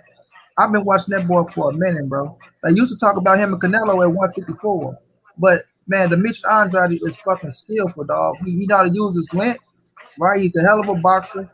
He got sneaky power, right? People think that he got sneaky power that hit your motherfucking ass. Ain't nobody finna walk right through him. It's just his ass got to be on this shit, but always in shape. He's not gonna get tired. He's not getting tired, and I like his balance, man. I like Demetrius Andrade. I like his balance. You know what I mean? He's always in position to punch all the time. That's what makes Errol Spence so good. They always in position to punch. They always got their feet right. They always everything about them, bro. And people talk about Jamal or just beat on Boo Boo. Man, y'all motherfuckers crazy. And I love Jamal Charlo. They all from Lafayette. Them boys is from that. Them boys live in Houston. Them boys from Louisiana. I'm gonna tell you like this. That's a 50-50 fight, bro. That's not no fucking easy fight. That's a 50-50 fight if there was one. Jamal Charlo and Demetrius Andrade, that motherfucker, bro. Let me tell you something. Boo Them been all say, but you know how hard it is to win Golden Gloves twice in a row, national. Yeah. Bro, that's fucking hard, bro. That dude won that shit back to back, bro. That's a bad motherfucker, bro. That dude can fucking fight. And they sleep on that dude, bro. People be saying, you know, he's scared to fight. That man, that dude not scared to fight nobody. None of them dudes scared to fight nobody, bro. Each other, bro. I don't want them two motherfuckers to fight each other. And people be like, I'm being honest, bro. I'm being totally honest. I don't want them to face each other till the end. That's the way I feel about it. Because this is what these motherfuckers banking on. They want them to knock each other off. And I find that to be fucked up, bro. You know? But luckily they ain't falling for the bullshit. So, you know. I agree with you. I want to see the fight, though. I like the fight, but I'm with you, Coach, because Canelo dodged both of them damn boys. Won't give him the damn fight. And then that's what they'll say. How about they fight each other? And then the winner go fight him. Or they haven't done nothing. What have other motherfuckers done to get the fight with him? So miss me with the bullshit. But Andrade, though, that's a bad boy. I'm with you on that. I always said it's a 50-50 fight. I say people can say what they want to say about that dude outside the ring, but that's one of the most gifted, skillful motherfuckers in the boxing game, bro. Regardless of what anybody I can call him that. The boy is gifted. The boy is skillful. He's athletic. And like I say, his style of fight, bro, give anybody problems. And it's length. Like I know Maul and them talk though, but he know how to use his fucking length, bro. What you want to see how a fighter use their length, he know how to use his shit. And he's southpaw. That make it fucking worse. You know what I'm saying? That fucking dude is a bad motherfucker, bro. They can say what they want. That's a problem for anybody. David Benavidez and all of them, you know, because of his skill level and his experience. You know, hey man, I want to see them two mix it up, but I don't want to see it right now. That's just my personal preference. Yeah, I think that out. Right, and that's what they banking on, bro. You know, they frustrating the shit out of them two guys so bad, man. They just frustrating them, bro. But like I said, if you want that fucking fight, you gotta go and embarrass a motherfucker. If you really want that fight, go up on and embarrass them. Go in their press conference, stand up in the back and call them a bitch. Do something like that. Stop being a hoe. You done ran out of 154 avoiding this. You ran out of fucking 160 to avoid me. You fucking, I was your mandatory. You fucking give up the belt to get a franchise fucking belt. You know?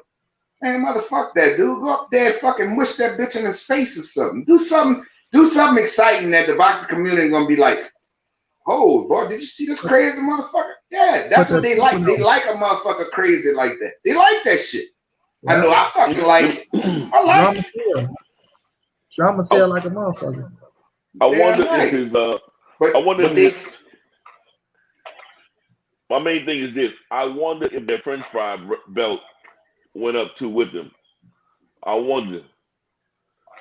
I want if he still protected the 168 with that franchise shit, or did it stay? Or what happened to the franchise? And witness protection belt? Right. Yeah. Okay. Do he still have that 168, or did it stay down at 150 at 160? That shit only in two divisions, 60 and fucking 35. He left that shit there, and he want motherfuckers to accept that. Like, talking about this is like it's like the WBA regular or in the WBA super. No, the hell it's not. The regular and the super been implemented into the game to where people accept the shit now, and it's in every weight division. This motherfucking franchise shit, you done changed the rules for it. You done did this because you want to be a greedy motherfucker and fuck the game up. Like I said, Coach, what's the point of Lomachenko vacating the WBC scrap if you're going to fight Teofimo Lopez anyway? You finna go fight the man anyway. Devin Haney is the mandatory. So why like go fight him? And if Teofimo win, okay, now we can say undisputed. Now you have a chance to, okay, if I want to fight this man or not. If you don't want to fight him, just drop the fucking belt. Right? But they fuck that shit up like out of nowhere. Now, if you want to bring the franchise title into the game, if you would have brought that shit in saying, okay, the franchise title is if he's the mandatory, you get the scrap. Devin Haney, you get the WBC, you get the franchise. But whoever win that fight gotta fight you next. There's no ifs, ands, buts about it. You are the mandatory. The franchise belt is to let him go fight for these world titles, which fucking world title fights overdo mandatories anyway. Right? So unification. But let them fight and say the franchise put you in position to fight the winner of whomever you the mandatory of. No ifs, ands, buts about it next. But he ain't do that shit. He talking about they can keep it, it can go with him. Then it can first it can't transfer, but now it can transfer. Like man, y'all know what the fuck you do with that shit. You just making up shit as you go along. That's exactly right. And this shit ain't fair to fucking all of these dudes that fucking been in line to fucking fight a motherfucker. This shit ain't fair. In that franchise title, they can fucking throw that shit in the garbage. And now you wonder why Riddick both threw the fucking WBC in the fucking garbage can. Yeah. That's why. Because they come up with all kind of bullshit. You know, one fucking champion in your fucking for your organization. All this franchise bullshit was made up for Canelo to avoid Jamal Charlo. That is a fucking fact. And then after he fucking beat Triple G, he mandated fucking Triple G to fight fucking Jamal Charlo, and Triple G backed out. So it was an eliminator. It was gonna be an eliminator bout, and Triple G backed out. Another fucking European bum. Now people gonna sit here, man, Triple G is a bad motherfucker. He was this and this and that. Man, y'all fucking fall for that bullshit. That's what y'all do. They fall for that bullshit. He had 2 good fighters on his whole motherfucking resume. And then what pissed me off was, and I'm glad Triple G left that motherfucking bitch ass dude. Fucking Abel Sanchez. When that motherfucker, now don't get me wrong, he's a great fucking trainer. But when that motherfucker said, black fighters don't sell, Jamal Charlo and them don't sell, bitch, who the fuck did Dominic Wade sell to, motherfucker? Exactly. Huh? And then they tell me, well, you know, same thing with Canelo. Well, who did Charlo beat this? Who the fuck did what's his name? Franklin and them beat? Who the fuck they fought? Kirkland. Who the fuck they beat? They black fighters, motherfucker. Who the fuck they beat? Who the fuck Liam Smith beat, motherfucker? Abney, you're the ring. Who you about to fight? Abney, you're the ring. Who the fuck did Rocky Fieldhand beat? Who the fuck he beat? Right. Roger Fieldhand. The fuck he beat? All these motherfucking garbage ass white dudes get a fucking opportunity to fucking fight for the title. But fuck the niggas. That's how it go, right? That's basically what the fuck they doing, bro. And keep it real. So my point is, just like I said, go on the stage and mush that bitch in the face. That's what you do. Yeah. If you really want to fight, disrespect that bitch in public. Fuck, they showing too much respect. For what? Motherfucker, this boxing. The fuck you showing this bitch all this respect for? Because he making more money than you? Motherfucker, you should be doing everything in your power to fucking embarrass this bitch and make him fight you so you could be making all that fucking money. Facts, coach. Make him look like a bitch, like you say. Pull his cord. Because like you say, the motherfuckers be prideful. Like Laura Shaw went up in that motherfucker like, yeah, we want to fight. Laura went clean up his ass. Man, Laura won that fight, man. What happened when he fucking got rid of the WBC the first time when he didn't want to fucking fight Gennady Golovkin the first time? Everybody forgot about that shit. Think about it. He got rid of, he was gonna give up that fucking belt because he said he didn't want to fight him next or whatever the fucking case may be, and the fucking Mexican fans went fucking ballistic on his ass. Yeah. Tell me he ain't gonna be forced to fight him. Say y'all not gonna force me to fight him when he got into it with the Sudaman there. Yeah. I remember that shit like it was yesterday. Absolutely, bro. This motherfucker get away with murder, bro. Fuck this bullshit. I'm tired. Boxing making me so frustrated, bro. I ain't gonna lie to you, bro. That shit aggravate me, bro. Cause all this bullshit going on, this fucking Ryan Garcia shit, all of this bullshit, man. It's bullshit. That's just pure bullshit. He running around here capping like he. That's what I say. I say this motherfucker beat Luke Campbell. All of a sudden he put himself in position to get a Manny Pacquiao fight. Right? But that's Manny fault. Yeah. That's Manny fucking fault. I lost respect for Manny Pacquiao. I used to have the utmost respect for this man. Win, lose, or draw, that bitch come to fight and he fight the best. You know? You sit here and now you gonna fucking go play fucking group grab ass with this motherfucker. Man, stop, man. But guess what? Everybody knows. But coach, check it out. We all know man is just looking for a payday, man, and they gonna just lay it down. When that Conor shit didn't work out for him, Conor got his ass scarred dragged the other day. He had to find another alternate route out. And guess what? He chose Ryan Garcia, a lesser opponent. He's not gonna fight any one of those big welterweights like an Errol Spence or a Terrence Bud Crawford. So he's just looking for a quick payday and gonna run the fuck out of there. Where if he was smart, if he fight Errol, I think that'd be a massive fucking fight, bro. That's what I said. I think he can get that fucking money, man. He can get that money he looking for fighting a motherfucker like an Errol Spence. Period. Thank you, man. But I said you gonna fight early in Dallas Cowboys Stadium where both of you motherfuckers y'all hold numbers at. And y'all can fill that motherfucker up. You talking about making money with Ryan Garcia. This motherfucker got a bunch of kids following him on Instagram. And y'all taking that shit for us. Oh, they finna press that butt when it's time to pay for pay-per-view. Man, all them damn kids, them parents ain't finna press no goddamn $79.99 butt for no motherfucking boxing match for them damn kids. So you're looking at Errol Spence, a unification about 3 scraps, right? One of the hottest motherfuckers in boxing, Errol Spence. You got your superstar that you got. Man, you bring that shit together, man. That shit is go sell, bro. If you go get the Conor McGregor fight, Errol Spence right there, that's a big fucking payday for your ass. And I'm still waiting to see his ass face up because I said this, whoever made this, they gonna answer that phone. So I'm not gonna blame the motherfucking call like Ryan Garcia, but it's up to Manny Pacquiao motherfucking ass to pick the right fights because he the one you the one leading the way. You the one got Earl and Bud now waiting on your ass to make a decision. That's when they gonna make a decision. Because as long as you still out there ain't got to fight, everybody gonna continue to try to fight your ass. But you sitting up here trying to fight this fucking kid, man. Drop the fucking title. Drop the title and get the fuck on. You stay trying to beat Floyd Mayweather after you done shitted on Floyd. Oh, he disrespecting the sport fighting Conor McGregor. Oh, he fighting exhibition fights. But you turn around, you want to fight Conor McGregor, and now you want to do a fucking exhibition fight while you as an active fighter as a damn champion.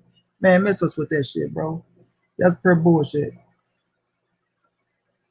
I don't know what to say about that, man. If you wanna go have exhibitions and shit, just retire and go do that shit. That's absolutely right, bro. That's what I say. Go and retire. Nobody, it ain't gonna keep you out the Hall of Fame. Everybody gonna still love Manny Pacquiao. But to pull some shit like this, man, this is going too far. And this little fucking young fucking snotty nosed kid, he don't have a belt. He don't have nothing. This is like that fucking Make-A-Wish for this month. This is like Make-A-Wish Foundation, bro. I get to get in the ring with my fucking with my Manny Pacquiao, who I admired forever. This is a Make-A-Wish bullshit, man. Motherfucker. Nobody wants to see that shit, man. I don't want to see that shit, and I'm not paying for it, and I don't give a fuck about it. Because if this shit was a real fucking fight, Ryan Garcia would get knocked the fuck out. Number one. Number two, Manny Pacquiao, you ought to be ashamed of your fucking self, bro. You ain't even ashamed of this shit. That's what's fucked up. And they gonna have dumb people pay for this dumb shit, bro. This motherfucker ain't did nothing to deserve a fight with you. Nothing. So you gonna show some charity like Make-A-Wish Foundation? Man, get the fuck out of here, man. Exactly. This is bullshit, bro. Motherfucker be a Luke Cannon. One motherfucker came That dude is a fucking, and you gonna avoid Tank. You gonna avoid Tank because you know one thing, motherfucker. Tank was gonna knock your motherfucking head off. Knock your ass. That's what's gonna happen. You fucking hold your chin up in the motherfucking air, and he wasn't gonna stop him there, though. He wasn't gonna stop him there. He was gonna tear that little skinny ass body up. That's what the fuck was gonna happen. That fucking body was gonna break down. Then he was gonna fuck his head up. You know. But I hope if they make this a real fight, I hope Manny Pacquiao knock that motherfucker into oblivion. Fuck, I do. Look, that's what I said. If it was a real fight, okay, go fight him, motherfucker. But this exhibition shit, out of here with that shit. Like, what the fuck y'all trying to do? What's the rules in this shit? I gonna fight 2 minutes with him. Headgear. Don't knock nobody out. Exhibition. So, that's a fucking shame. Bullshit. Like I say, Manny Pacquiao should be yourself, man. This shit don't even way, but you don't get something. And in my opinion, you're not fit to gross no big money from this shit. When you look at Floyd Mayweather, he do exhibition like Floyd say, okay, I pick up a quick 10 million on the exhibition. You know, that ain't bad for what I'm doing, right? I don't know what if he go fight the Logan Paul dude, whoever the fuck he is. That's a whole nother situation. But You gonna go try to fight Ryan Garcia on fucking exhibition fight, and like BNB say, you can go fight Earl Spence, and you can get upwards to, in my opinion, 50 to 60 million, if not more. You know what I'm saying? 50 to 60 million, if not more. So I don't know what the fuck Manny Pacquiao. It's much you want to be the president of your country. Fighting this goddamn kid ain't gonna make you the president, in my opinion, motherfucker. You're not gonna fight Logan Paul. Logan Paul fight will become nice today. So it's not Logan Paul. It's not gonna be Conor McGregor. So he's still looking for an opponent. If it's not Ryan Garcia.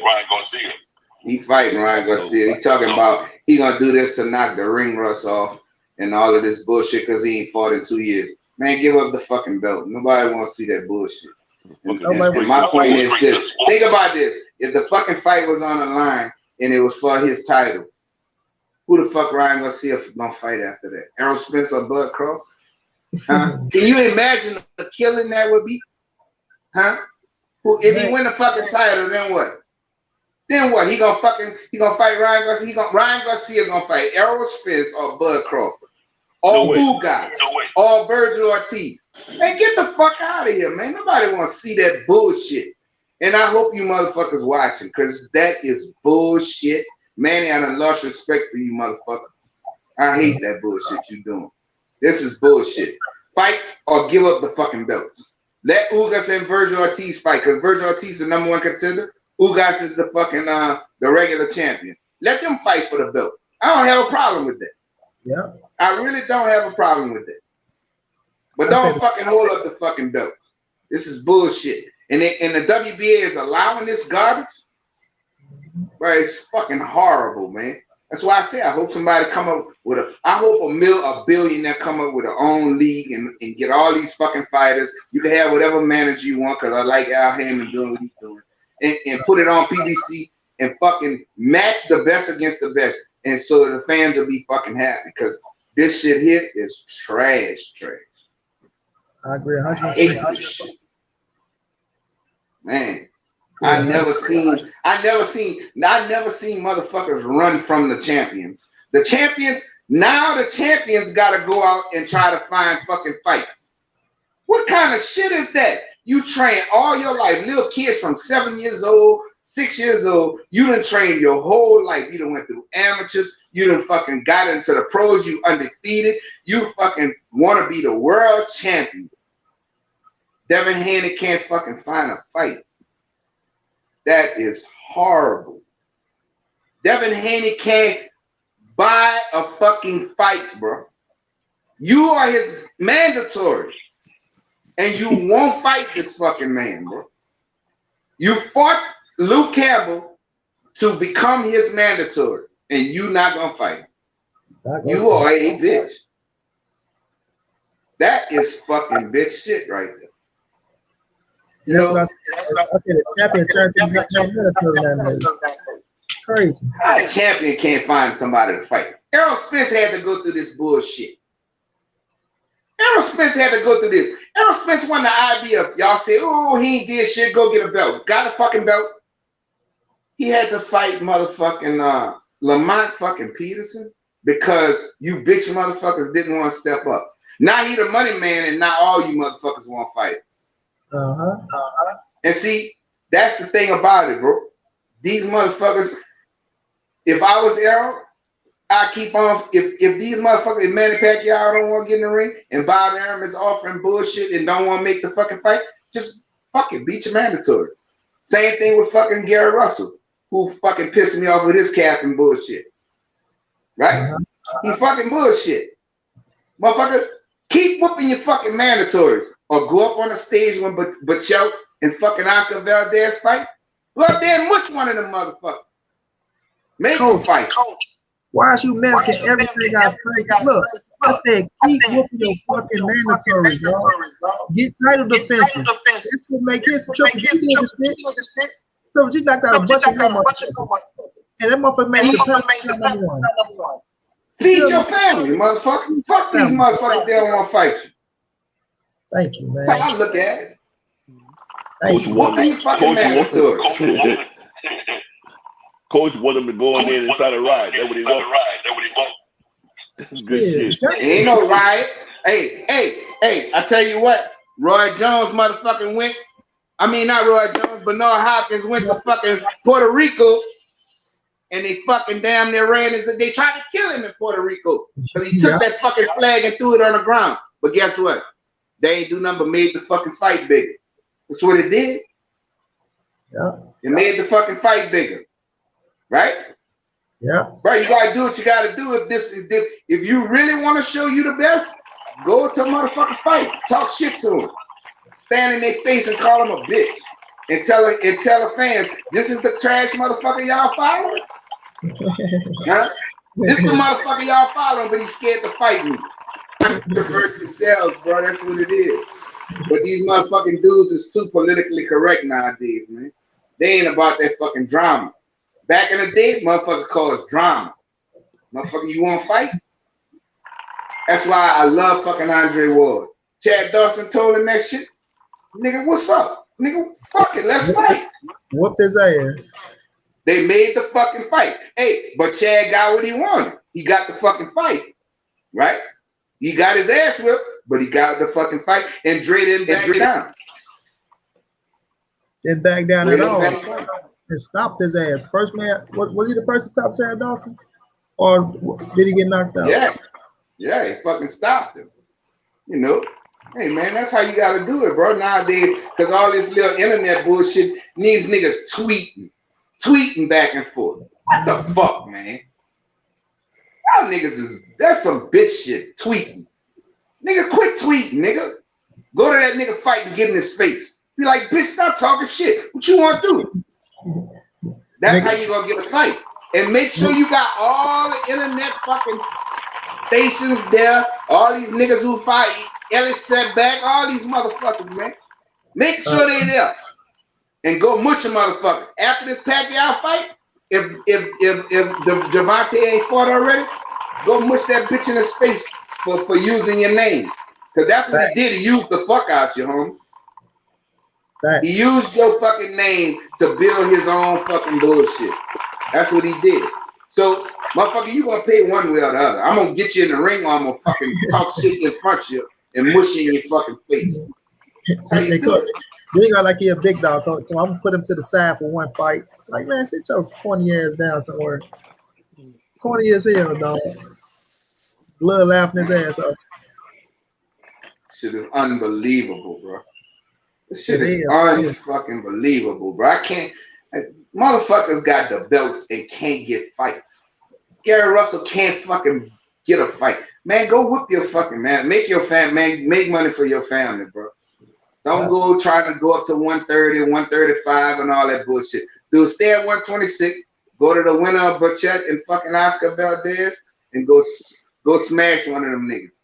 That's what you do. If you really want to fight, Gary, that's what you would do. Or go whoop your fucking mandatory, bro. That's what you do, man. Feed your family, bro. You know? You should have fucking been slapped the fuck out of Leo Santa Cruz. Years ago. Years ago. Should have slapped that motherfucker. Instead of running up, you run up on his daddy, run up on him, motherfucker. Right. Years ago, bro. You should have caused problems. Make them motherfuckers fight you, bro. And or get the fuck out of the division. That's what you do. Hey, man. I'm gonna tell you what. Burchett gonna fight him. I'm gonna tell you that. If Gary Russell pushes Burchett, he'll fight him. Burchett will fight him, bro. Man, Burchett will fucking fight too. He gonna get his ass whipped. Yeah, Burchett will fight any. He'll fight any of their ass, bro. I talked to him. I asked him about all those fights. He said he'll fight all their ass. You know what I mean? I believe him too. I believe him. I don't think he'll afraid to fight none of it. If they bring the fight, his ass will fight. No, I think Gary, but Burchett a tough motherfucker, dog. He tough. Yeah, he gonna lose. He throw a lot of punches, but he gonna lose because of Gary's speed and skills. He gonna lose, but it's gonna be a good fight. Now, and Gary gotta be careful because he and motherfucker can punch. Burchett throw a lot of fucking punches. Yeah. You know? But you want that fucking fight? You want to be undisputed? That's the route you gotta go.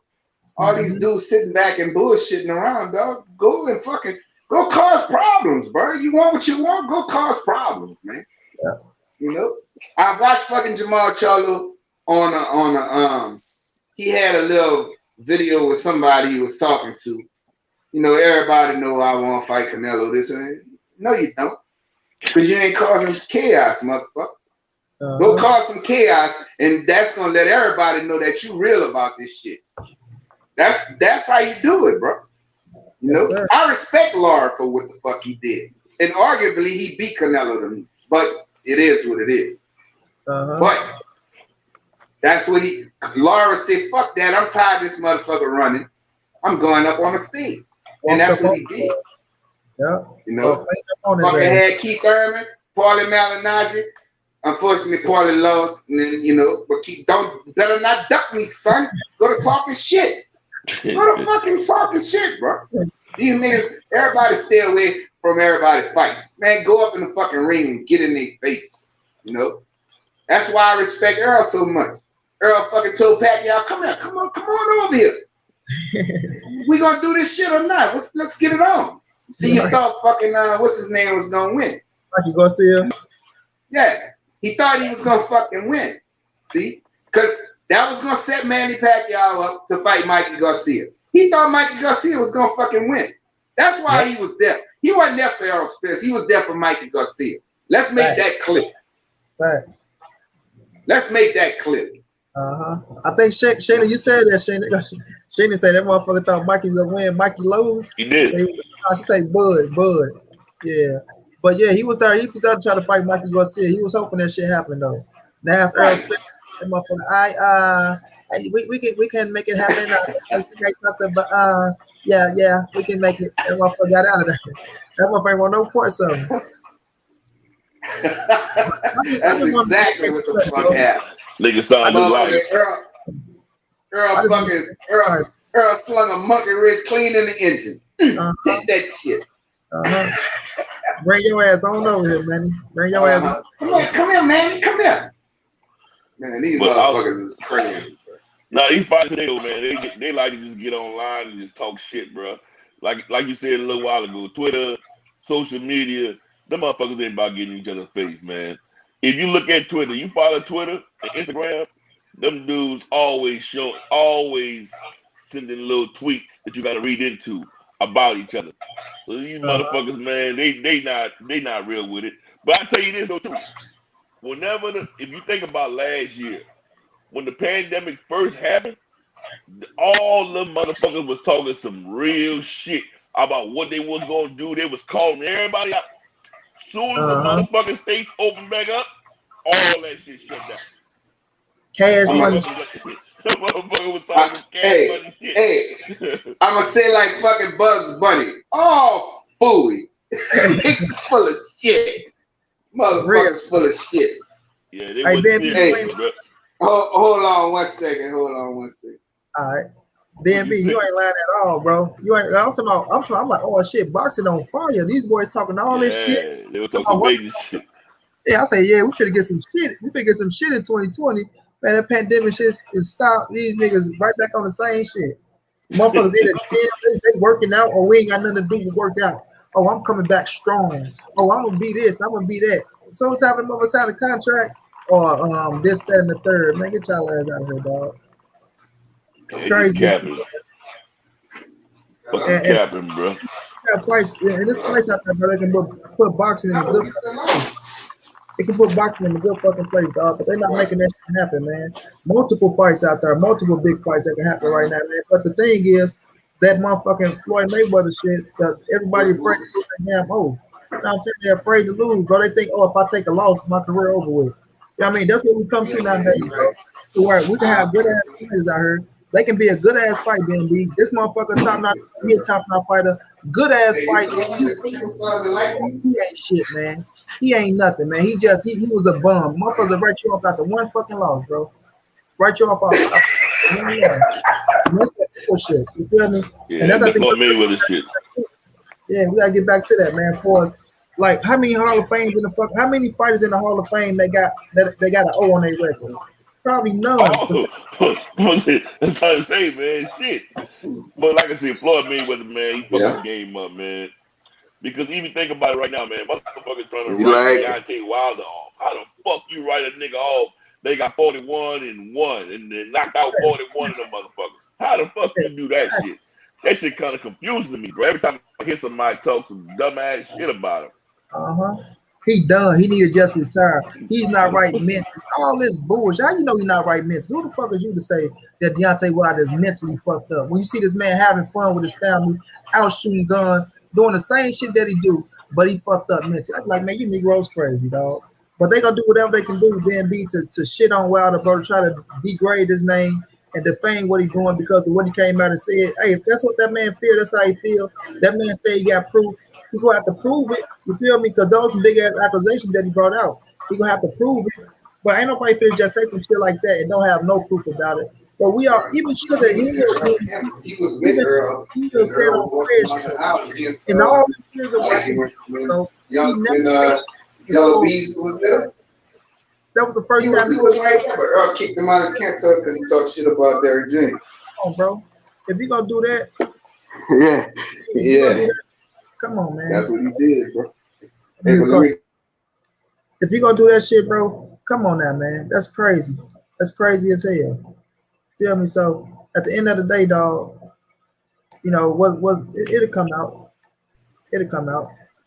That's how I feel. I just think that all these fighters, like I said, like a Devin Haney, fucking Gary Russell, they just go ahead and fight their mandatories and just move on. Take the easy touches, bro. Just get paid. Fuck it, bro. Nobody want to fight you. Just stay in the ring, man. Just stay active by any means necessary, man. Fuck chasing after these motherfuckers, man.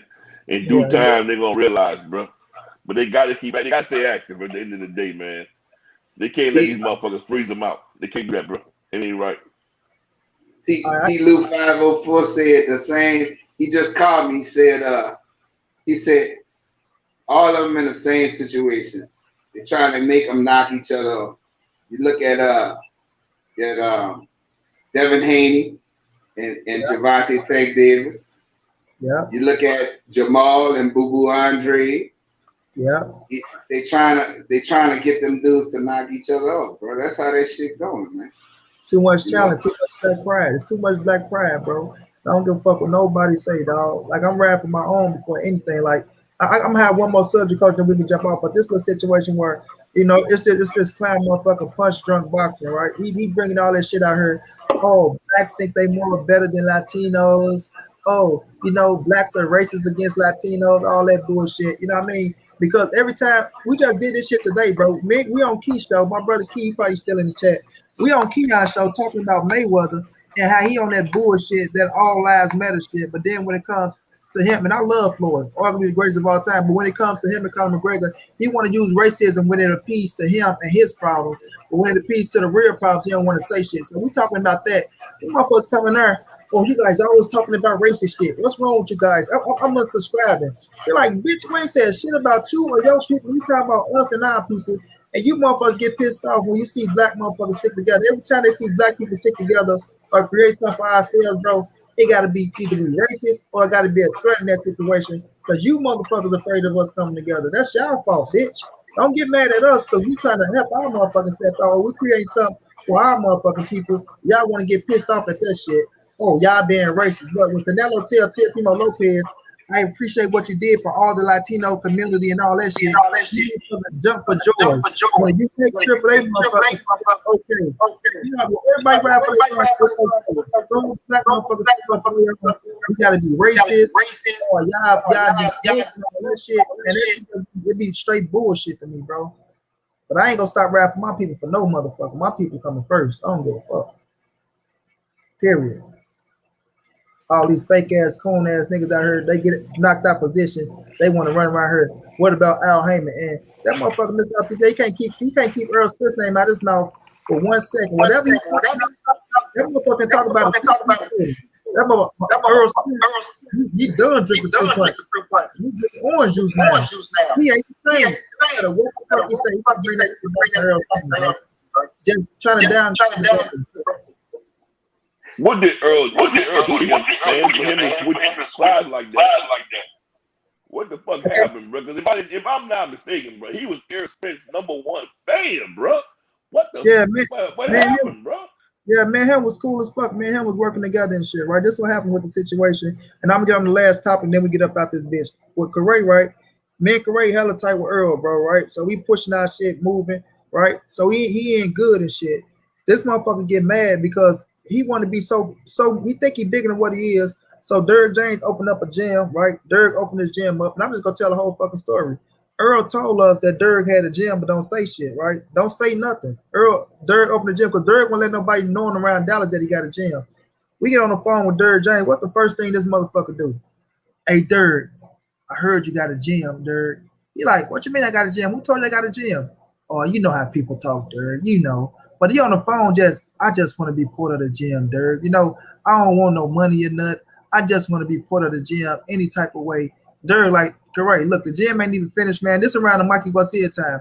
I'm training Earl. You know, the gym ain't finished right now, man. I'm training Earl, and I got my personal little clients that I'm training. That's it.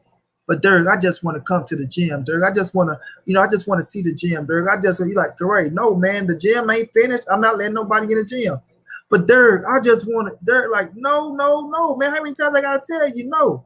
All right, man. He hang up. He talked to me like I'm a kid. He talk about no. I'm like, well, how many motherfucking times he gotta tell you no? You can't come to the gym. This shit ain't ready yet, right? So after that, he started just talking all shit about Derrick James, running around spreading lies on his names and shit like that. So then he went to another homie and told him he want Earl to lose so Derrick can get fired. It got back to the Earl sisters and shit.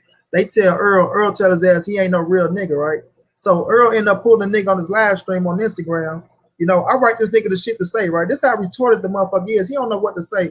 I write this nigga a whole speech to say to Earl Spence to prove to him that he ain't say the shit.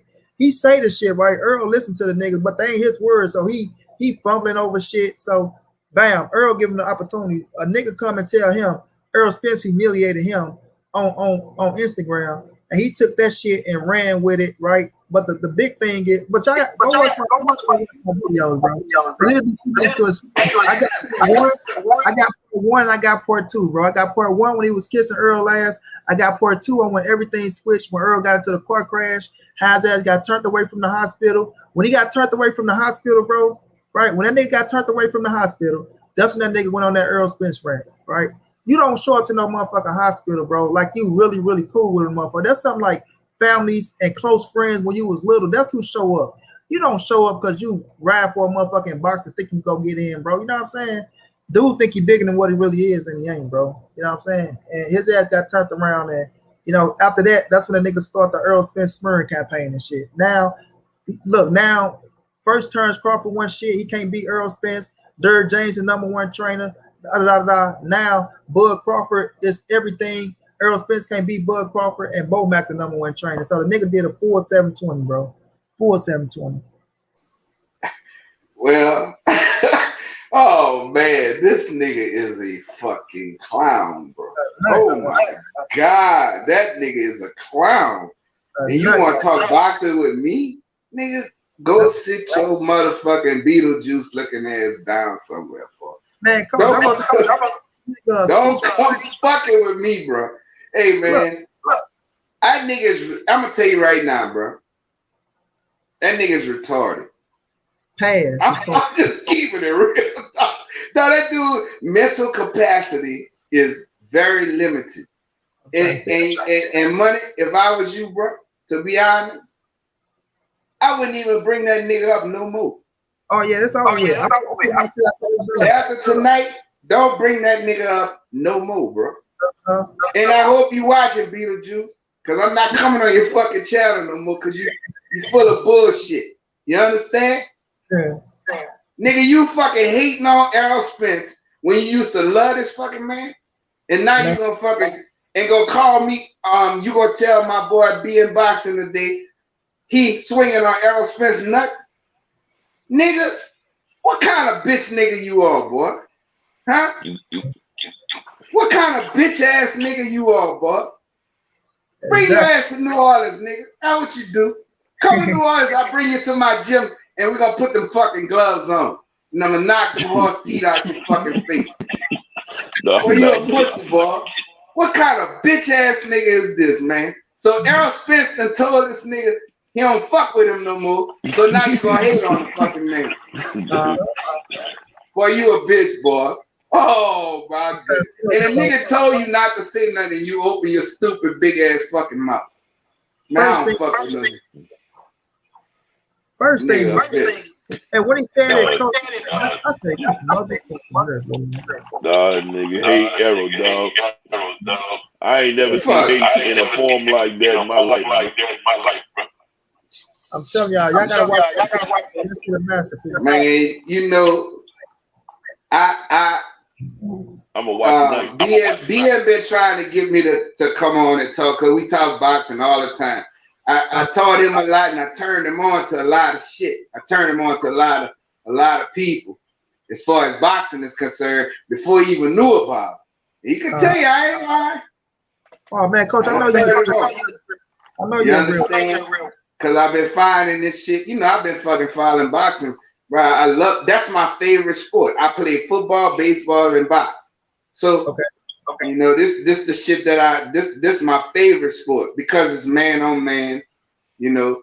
And I've watched through the years the way boxing has gone up and down. The heavyweight division is garbage to me now. It used to be even worse than it is now, you know. But I'm watching these young dudes, bro, you know, and I don't understand them. It's like I'm out of touch with this shit. I'm out of touch with behavior because the way I grew up is motherfucker tell you can beat you at something. Well, motherfucker, let's find out. You know.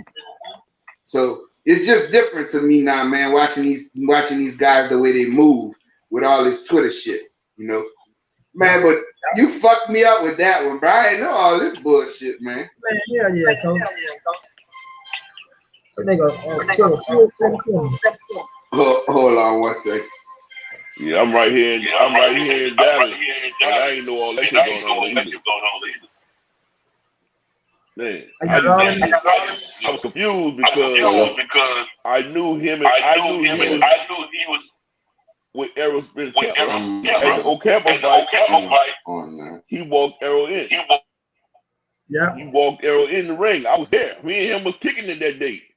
Yeah. And then when I saw him walking Arrow in with LDB, I'm like, man, this nigga's all the way in. And like I say, so you know, me and him always talk that fight because I always saw him at fight. My other boy, Brandon, saw him in Lafayette at the Regis fight, kicked it with him. Yeah. And like I said, all I knew was that him and Errol was jam tight. See him in a club with Errol, all that shit. And then, so every night, you know, every time we see each other, we always hear hello, hi, and all that stuff. I mean, every now and then, I hear him talk negative about the LDBC. I don't get involved in that shit. You don't do that kind of shit. You know what I'm saying?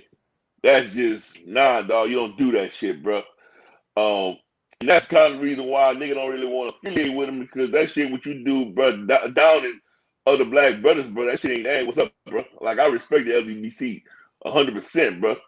Them niggas, dog, is good niggas, bro. All y'all, bro.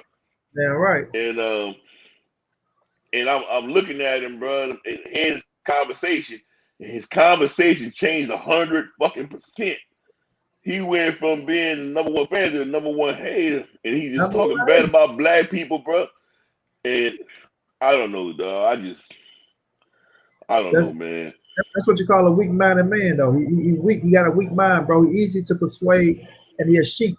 You feel me? He a sheep because he had his own shit going. Now you following a nigga that ain't doing shit, that ain't even near your level, but you falling up under this nigga. Now he got your ass on his little spell and told you Earl this and you. And your silly ass go listen to the shit. You know what I mean? Like, when a nigga didn't know Jack Johnson was from Texas, that's when he really lost me, dog. And you from Texas, and you ain't know Jack Johnson was from Texas. Yeah, everybody knew that. Yeah, that nigga done. But I always talk about that. He should know that. He used to be on there too. Exactly. But the nigga just be running his mouth, dog. Who y'all got? Sergey. We already talked about that, baby Quan. We all got Lipinets, bro. We at the end of the show, homie. We're at the end of the show, but I got one last question. What y'all think about and Mikey Garcia fight? But Coach, your phone. Let's mute it. Say it one more time. Let me hear you. Mikey Garcia told that man to call Eddie Hearn and see what they can make happen. Mikey versus Devin Haney at 140 pounds. Let me go first on that one, dog. It's gonna be a damn good fight, bro. That's gonna be a damn good fight. Like I said, Devin gotta use his fucking range on Mikey, bro.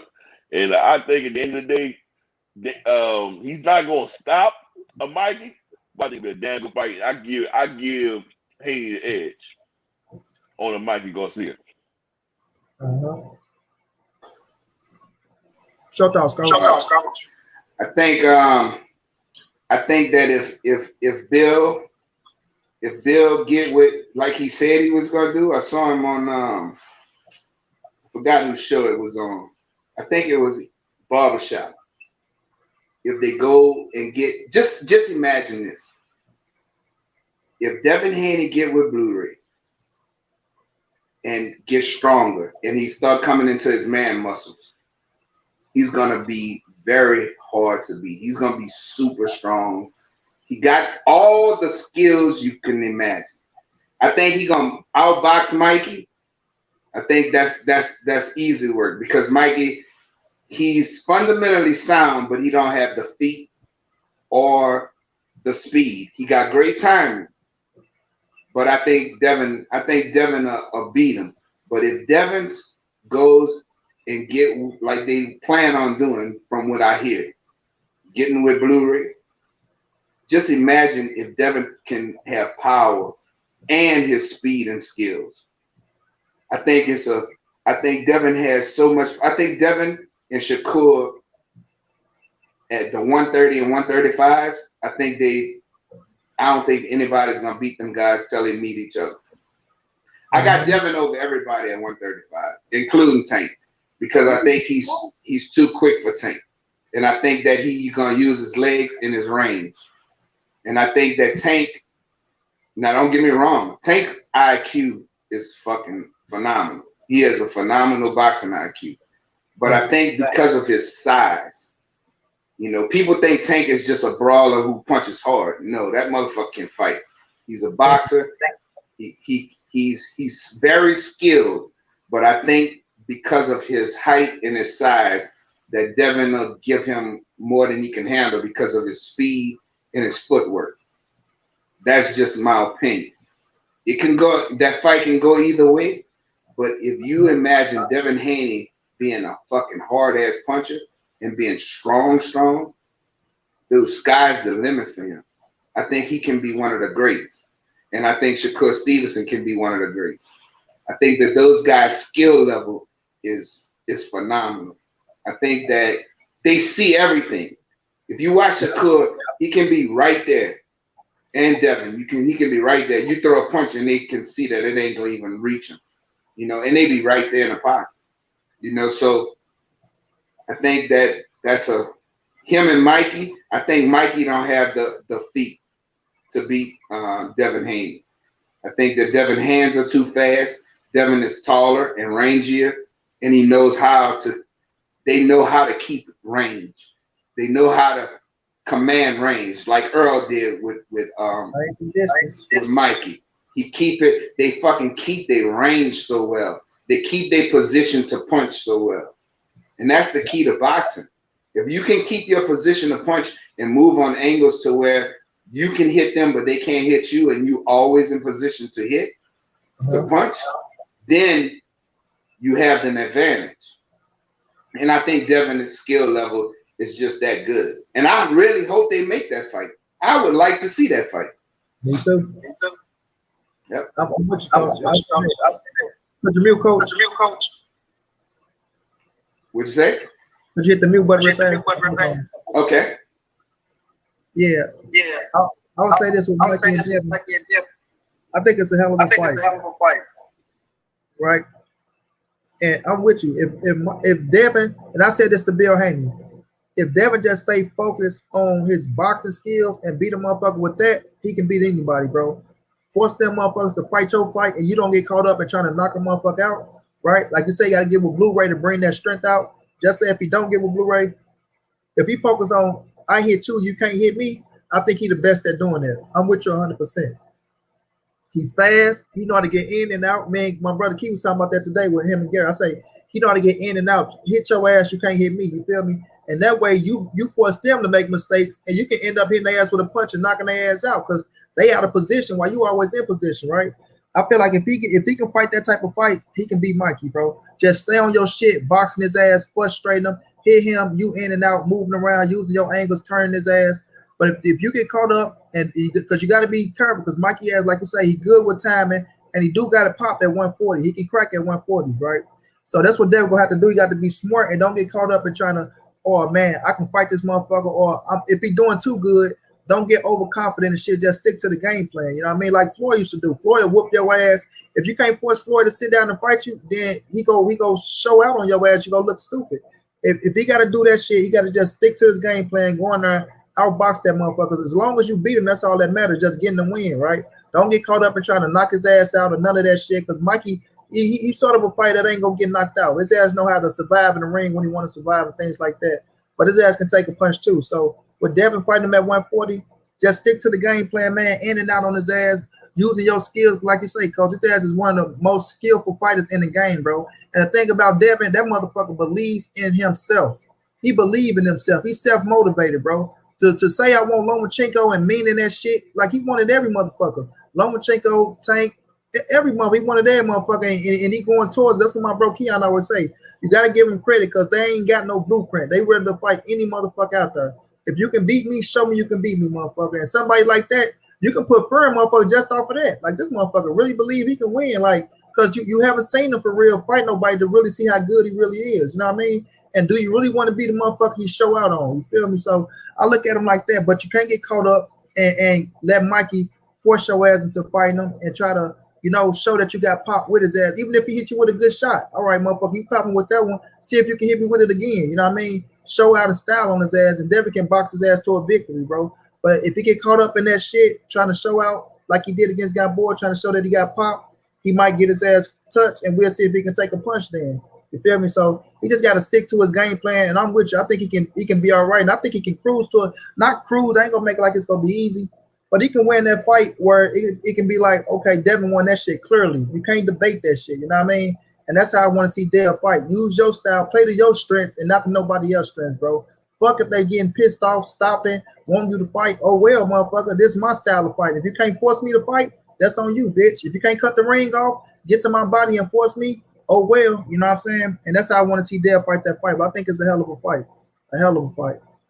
My brother Lawrence Williams say Loma might be back in April or May. We'll see. We'll see. But man, coach, I'm gonna get up off here. Been going for 2 hours and 22. BNB, man. I appreciate y'all, man. This was an honor, bro. An honor. Y'all welcome. Anytime. My platform is y'all platform, bro. And when I see you get on Correa ass coach, man, I enjoy that shit. I say, man, I gotta get coach ass on here, bro. Cause you gotta understand, coach. Wait a minute, you go tell me you go blame the Canelo for David Benavidez. It ain't his fault. He want to eat enchiladas and all that goofy shit. You want to make this shit funny when coach whooping your ass. We ain't trying to hear all that shit, boy. Talk some facts around this motherfucker. We ain't trying to hear none of that shit. Hey man, I appreciate you having me on, bro. I appreciate it. Y'all come and subscribe to Be in Boxing, man. Y'all come check us out, man. Yes, sir. Hey man, y'all make sure y'all go subscribe to Be in Boxing, man. Make sure y'all go subscribe to the brother, man. I will be over there, man, rocking with y'all, bro. What time do you be going on, man? What time? Like what days? Man, right now we don't really have a set time of day right now, man. We're gonna set a schedule though. We're gonna set a schedule. Okay. You know, he's been, you know, he been busy, you know, so we try to do it, especially when new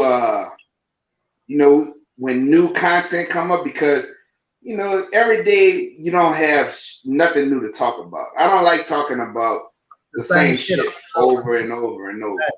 You know, I like to talk about, you know, new shit that's coming up. You know what I mean? BN, drop your link in the chat, BN, so they can subscribe to you, bro. You know how? Yeah, man. Y'all come and subscribe to the channel, man. And my brother, hit the bell icon, and then you'll know when we going on, man. And I know one thing, man. So you taught me a lot as far as about this clown. Yeah, you understand? You taught me a lot about the real deal, why he hate on Errol Spence so much, man. Instead of supporting, you know, bro, I support Bud, I support Errol. Right. I like both of them guys, bro. I'm not going against one or the other, bro. Now, if I got a favorite fighter, You know, I was on Errol Spencer when he was an amateur. You know what I'm saying? So my thing is, man, you know, I'm not gonna try to be picking one or the other because I like both of them. I do. I like both of them. I think they both very skilled fighters. I just want to see the motherfuckers fight. Right. You know, that's basically it. I could care less who the fucking A side, who the B side. I can care less. I understand the business part of it, and I understand that. I understand that right now Errol has an advantage. I understand that. You know, and that's a fact. You know, but you know, when you're talking to people who's fucking ignorant, bro, and don't fucking want to listen to nothing and try to outtalk you, that shit is very disrespectful, number one. And it gets to be aggravating to where I don't want to fucking deal with you no more because I'm a real one, nigga. We can strap them up. That's how I feel about it. Facts. So, you know, I just don't like all of that, bro. I don't like when a nigga fronting, especially when you going against your own fucking people, bro. You know, you just made those points about, you know, it's fine for Mexicans to support Mexicans, and it's fine for other people, other nations to support themselves. But soon as we want to support our own, we got a problem with other niggas. That's what's fucked up. I don't care what they think. But when you got another brother that's supposed to fucking support each other, but you go against a motherfucker because of your own doing, because you couldn't keep your fucking big teeth, fat mouth closed, bro, that's some bullshit. Facts. Oh, facts. You know? So you get what you deserve, bro. You go move your motherfucking ass to the UK, nigga. If you don't like it here, move your motherfucker. And since you fucking sucking these motherfuckers from the UK ass, bro, go fuck with them. Don't fuck with us. I'm not giving you no more play after tonight, bro. I'm not even mentioning this dude no more, bro. I promise you. I got you. Right? I got you, yeah. I'm done. You ain't got no motherfucking no more play out of me, cuz. Right. So, man, I appreciate y'all, bro. Whatever cues out there, Rue, and the rest of the Money Brown fans, I appreciate y'all, man. Yes, sir. Yes, sir. I appreciate your money, man. Everything, man. Thank you for having us on here, man. No doubt, man. No doubt. Rule to the cues. Yes, we sir. out. Yes, sir. I'll be over there to rock with y'all, man. That's for sure. I got you, my brother. Appreciate you, brother. All right.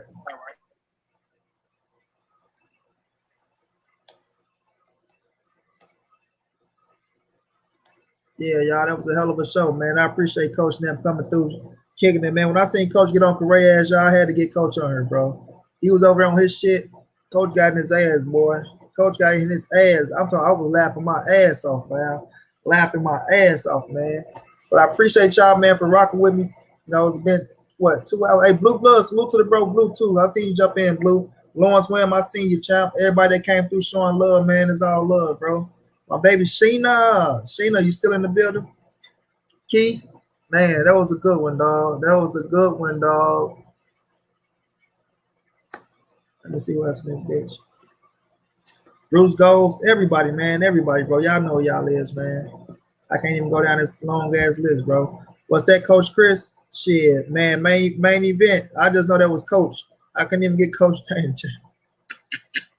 I'll get it next time, man. I just call him Coach, bro. I know he's from New Orleans, though. That boy got that New Orleans accent. You know, he a trill one, bro. He a trill one. Yes, sir. Yes, sir. But y'all know what it is, man. It's your boy Myers, the NSBC moving. Ain't nobody safe in these streets. Hit them thumbs up, subscribe to the channel if you want to donate. OG Money on Cash App.